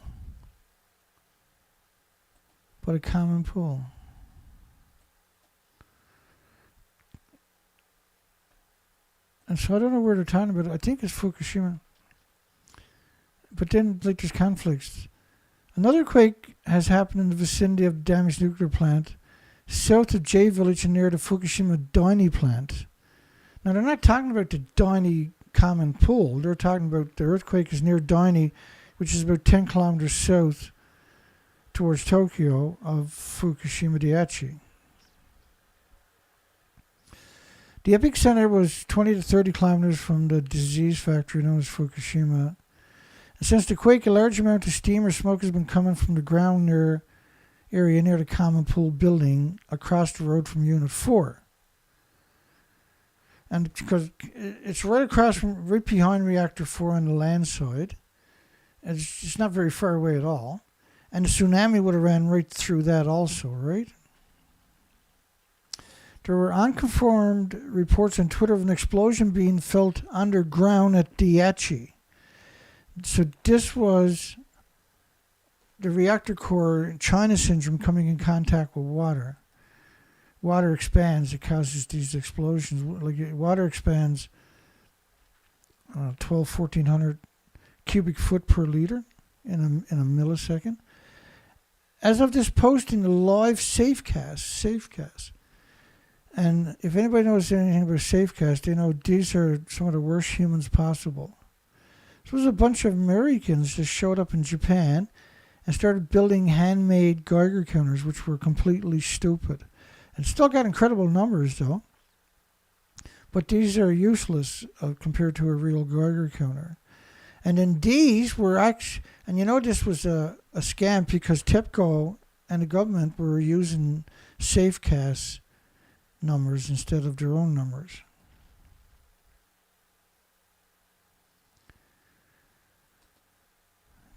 TEPCO is currently claiming there's no damage so far. Now we have the video of that, and where the steam is not steam, it's radioactive emissions. Let me see if I can find it. Well, I know if I can find it. Just give me a second here.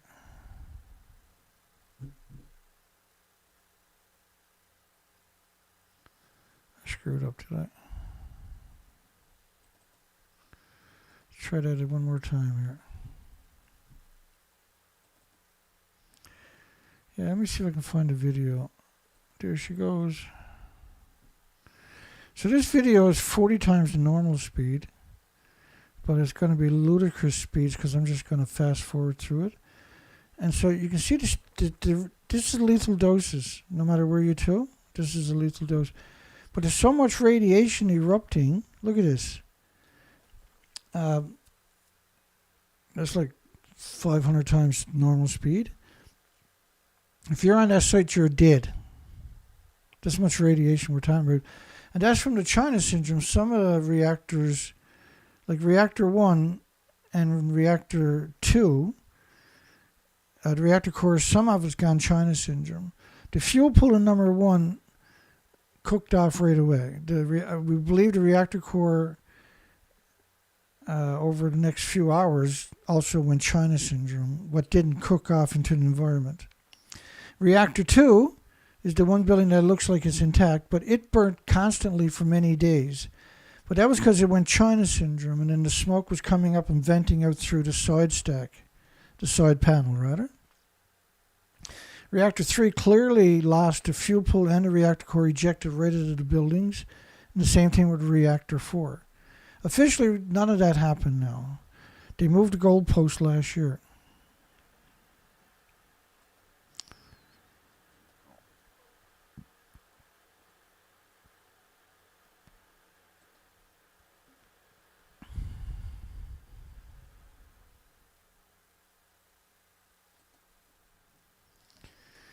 Possible fire or controlled hydrogen venting at Fukushima Daiichi, December the 1st, 2011. Possible fire or control. You couldn't vent anything at a nuclear meltdown because the damage, right? The buildings are completely destroyed. And that was within the first 6 days. So you're not venting hydrogen after day one, let alone any other day. It's just simply never going to happen. As of the writing, this mysterious orange glow has been going on for over an hour. Someone spotted the oscillating orange glow on a TBS camera. For it to show over the tree lines and hills beyond the reactor building, it has to be over 1 story off the ground.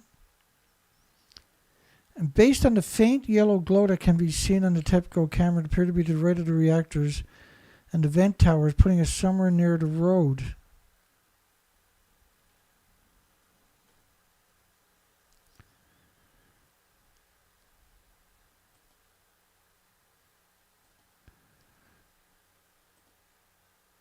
Boron burns green, as can barium, and some speculations that TEPCO is possibly burning off hydrogen. TEPCO is not burning off hydrogen. That's an insane assertion. It's literally the stupidest assertion imaginable, by the way. Okay, so I'm going to play some videos from the weekend. We're out on the lake doing research the weekend. I posted a couple of long, 40-minute long videos. You have to go to the videos section, not the live section, to see them.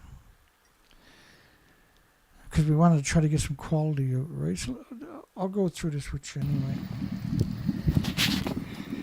Well, I forgot to figure out the choke. I'm going to take her out anyway. So the choke, by the way, I got to go pull it. Now I put a new carburetor on that. It was a manufacturer recall, right? And when I had to use, because the float used to get stuck on it, and so every once in a while I'd be up by Alaska somewhere, and I'd be stuck, right, somewhere. And because I was out doing the research expeditions 4 or 5 months a year at a time when they were coming home. And so I got that repaired, but I think the carburetor's dirty, or the jets, and they're pretty straightforward. I'm going to probably take that apart tomorrow if I remember.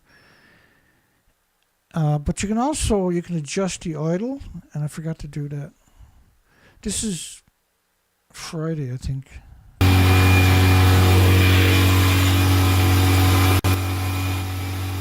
You can see I got it up in plane, right? So it planes. It's only a little 8 horsepower. They're great motors, though, right? Incredible motors. But so I'm planing, the boat's up in planes, which is a good sign.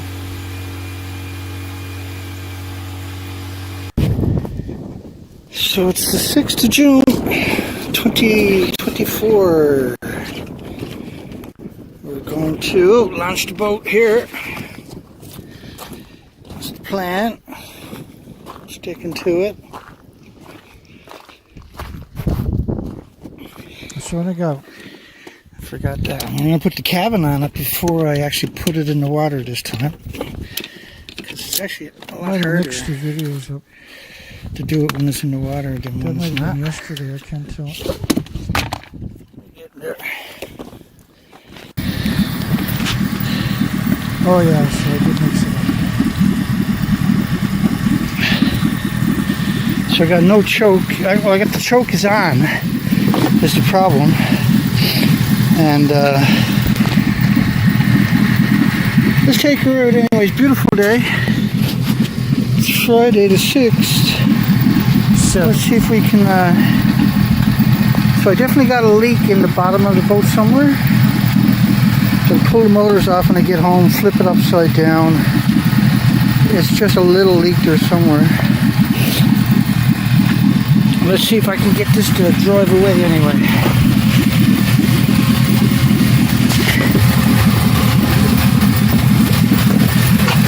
I'm thinking I can't.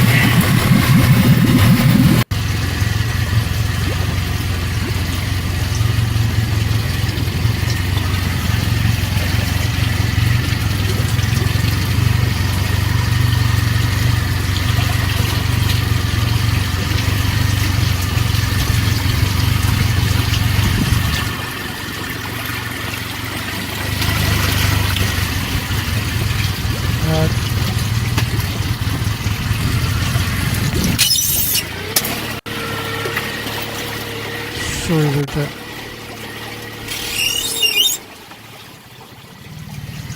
Let me see what I got done here. Alrighty, I'm home. I got the Zodiac is off. I don't know if that's reopened. That could be what's going on. I just washed it with soapy water. Now I got to just wash that off and let it dry. I'll help it. And hopefully we can spot it. So I put a tarp on, staple it in. That staple gun, man. That staple gun got tons of uses so far. And I didn't find anything like brutal, so there was a little spot right there. I glued it anyway. Same as here, same as there. And that was probably it right there.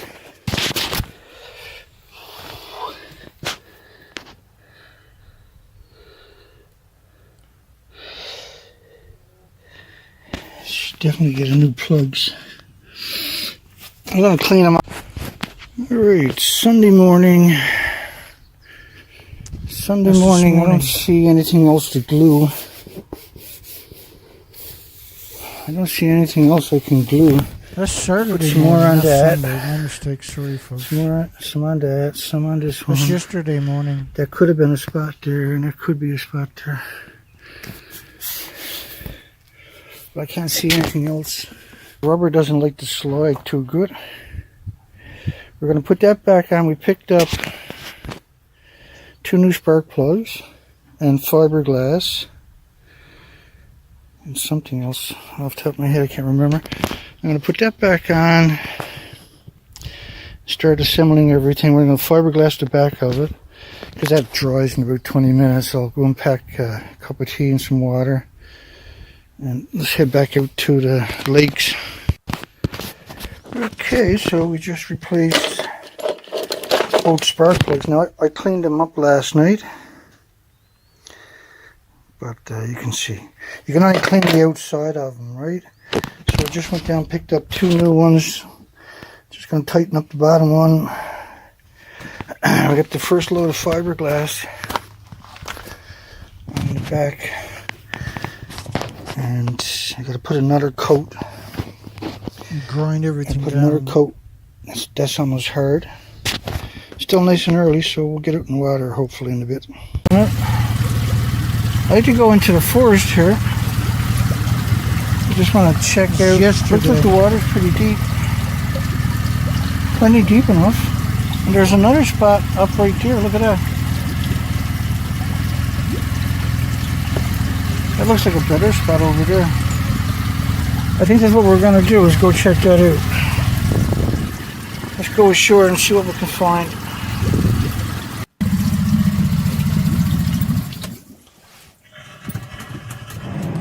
Oh, the motor's already grounded. That's the motor grounding. screws you up. Oh, there's ground that we want to pull them over. You have to have the choke, then you can't. I think the wind is blowing us up on the beach.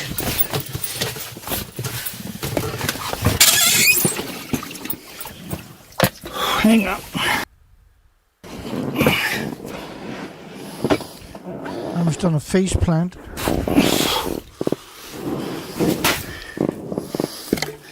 Right here, I think. You go down, trip.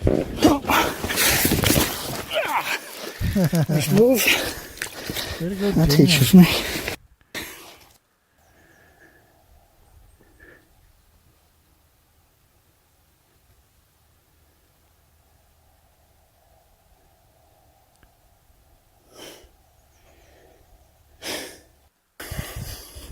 Yeah, it's pretty quiet in that forest. Holy smokes, eh?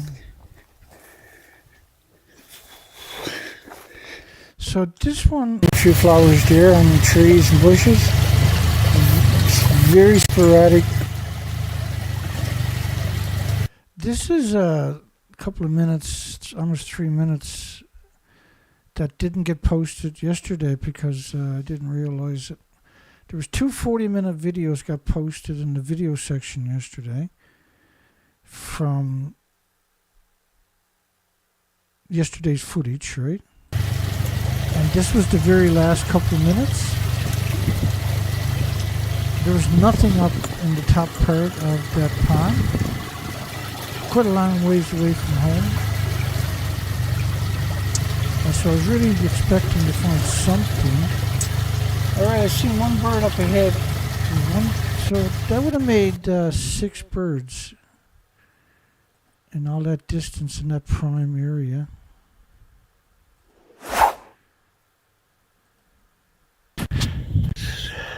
This morning, I don't think there's a single day that goes by where I don't have to do repairs or modifications or make something or... So we tore the fender off and I broke the weld that I got, which I thought was impossible. So I'm going to back off both of those shackles, that one and that one. It looks like it's in the right place though.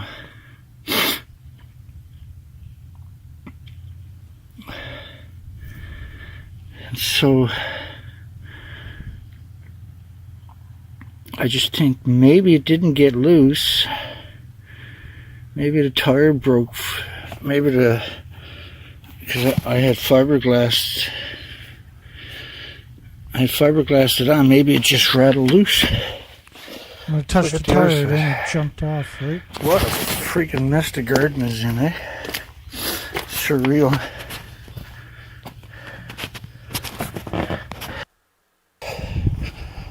I think that's what happened. Because that looks... That's in the right spot. Yeah, so that didn't break free. Righty. It just fell off. So we tacked that into place. We cleaned it up. It's just tacked there. I'm going to fiberglass it on both sides. And so now I'm going to fiberglass that spot. I already done it, right, obviously. But next down day I'll put a bunch of bolts through it. So I lost the light again on the opposite side. So I'll plug in these. It'll get me through. We got them on sale for to replace it.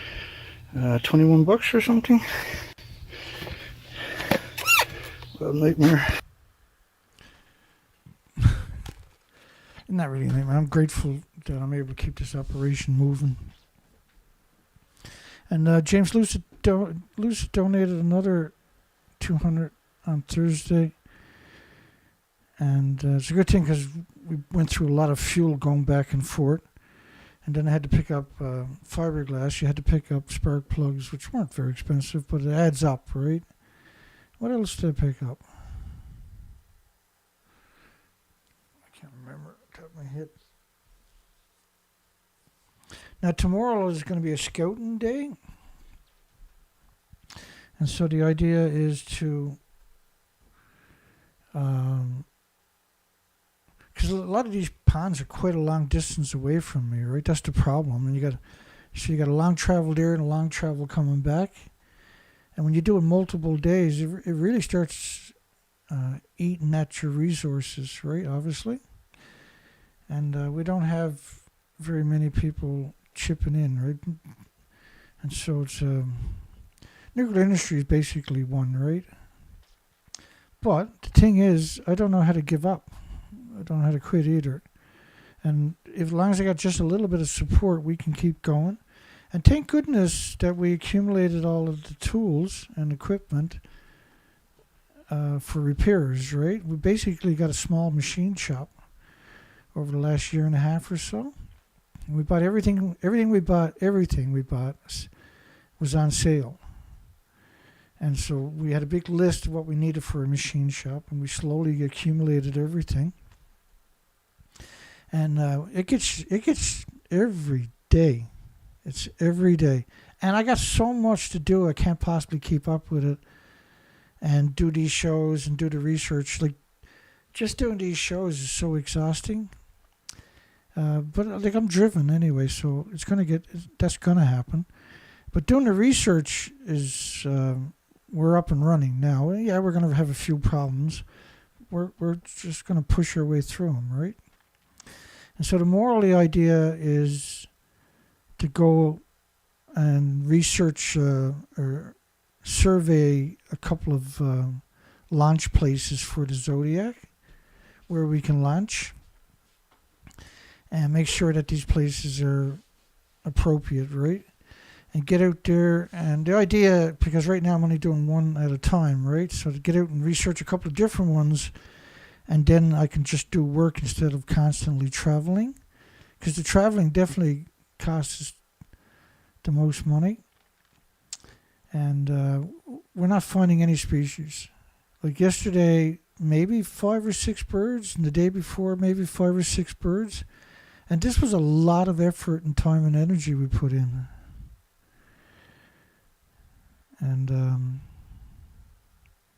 yeah, I got there's always rust. You're right by the ocean, right? You can't get away from it. And I made a mistake. I got to clean everything again and put another coat of paint onto it, rust paint onto it. But that's part of the things. It's hard to believe that's a brand new. Fenders. They're showing a lot of rust. I'll once I get the bolts through it, I'll clean it with the steel brush grinder, and then I'll put a coat of paint onto it, and that won't happen no more.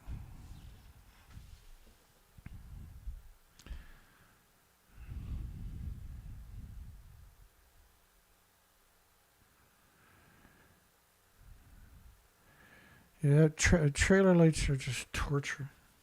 And we just busted the others, trailer lights off it.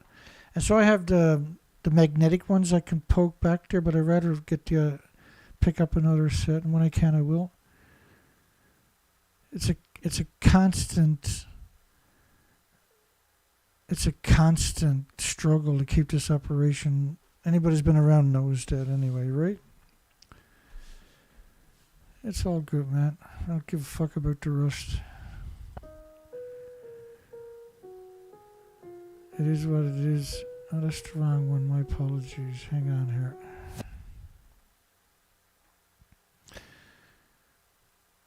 I don't like it. I'm conscious of it, but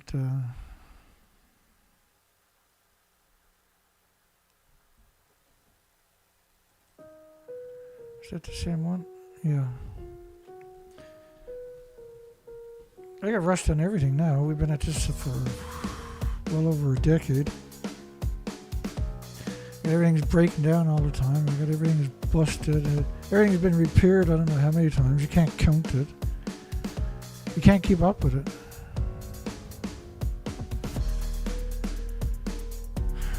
And that's it for me. That's what I got for everybody tonight.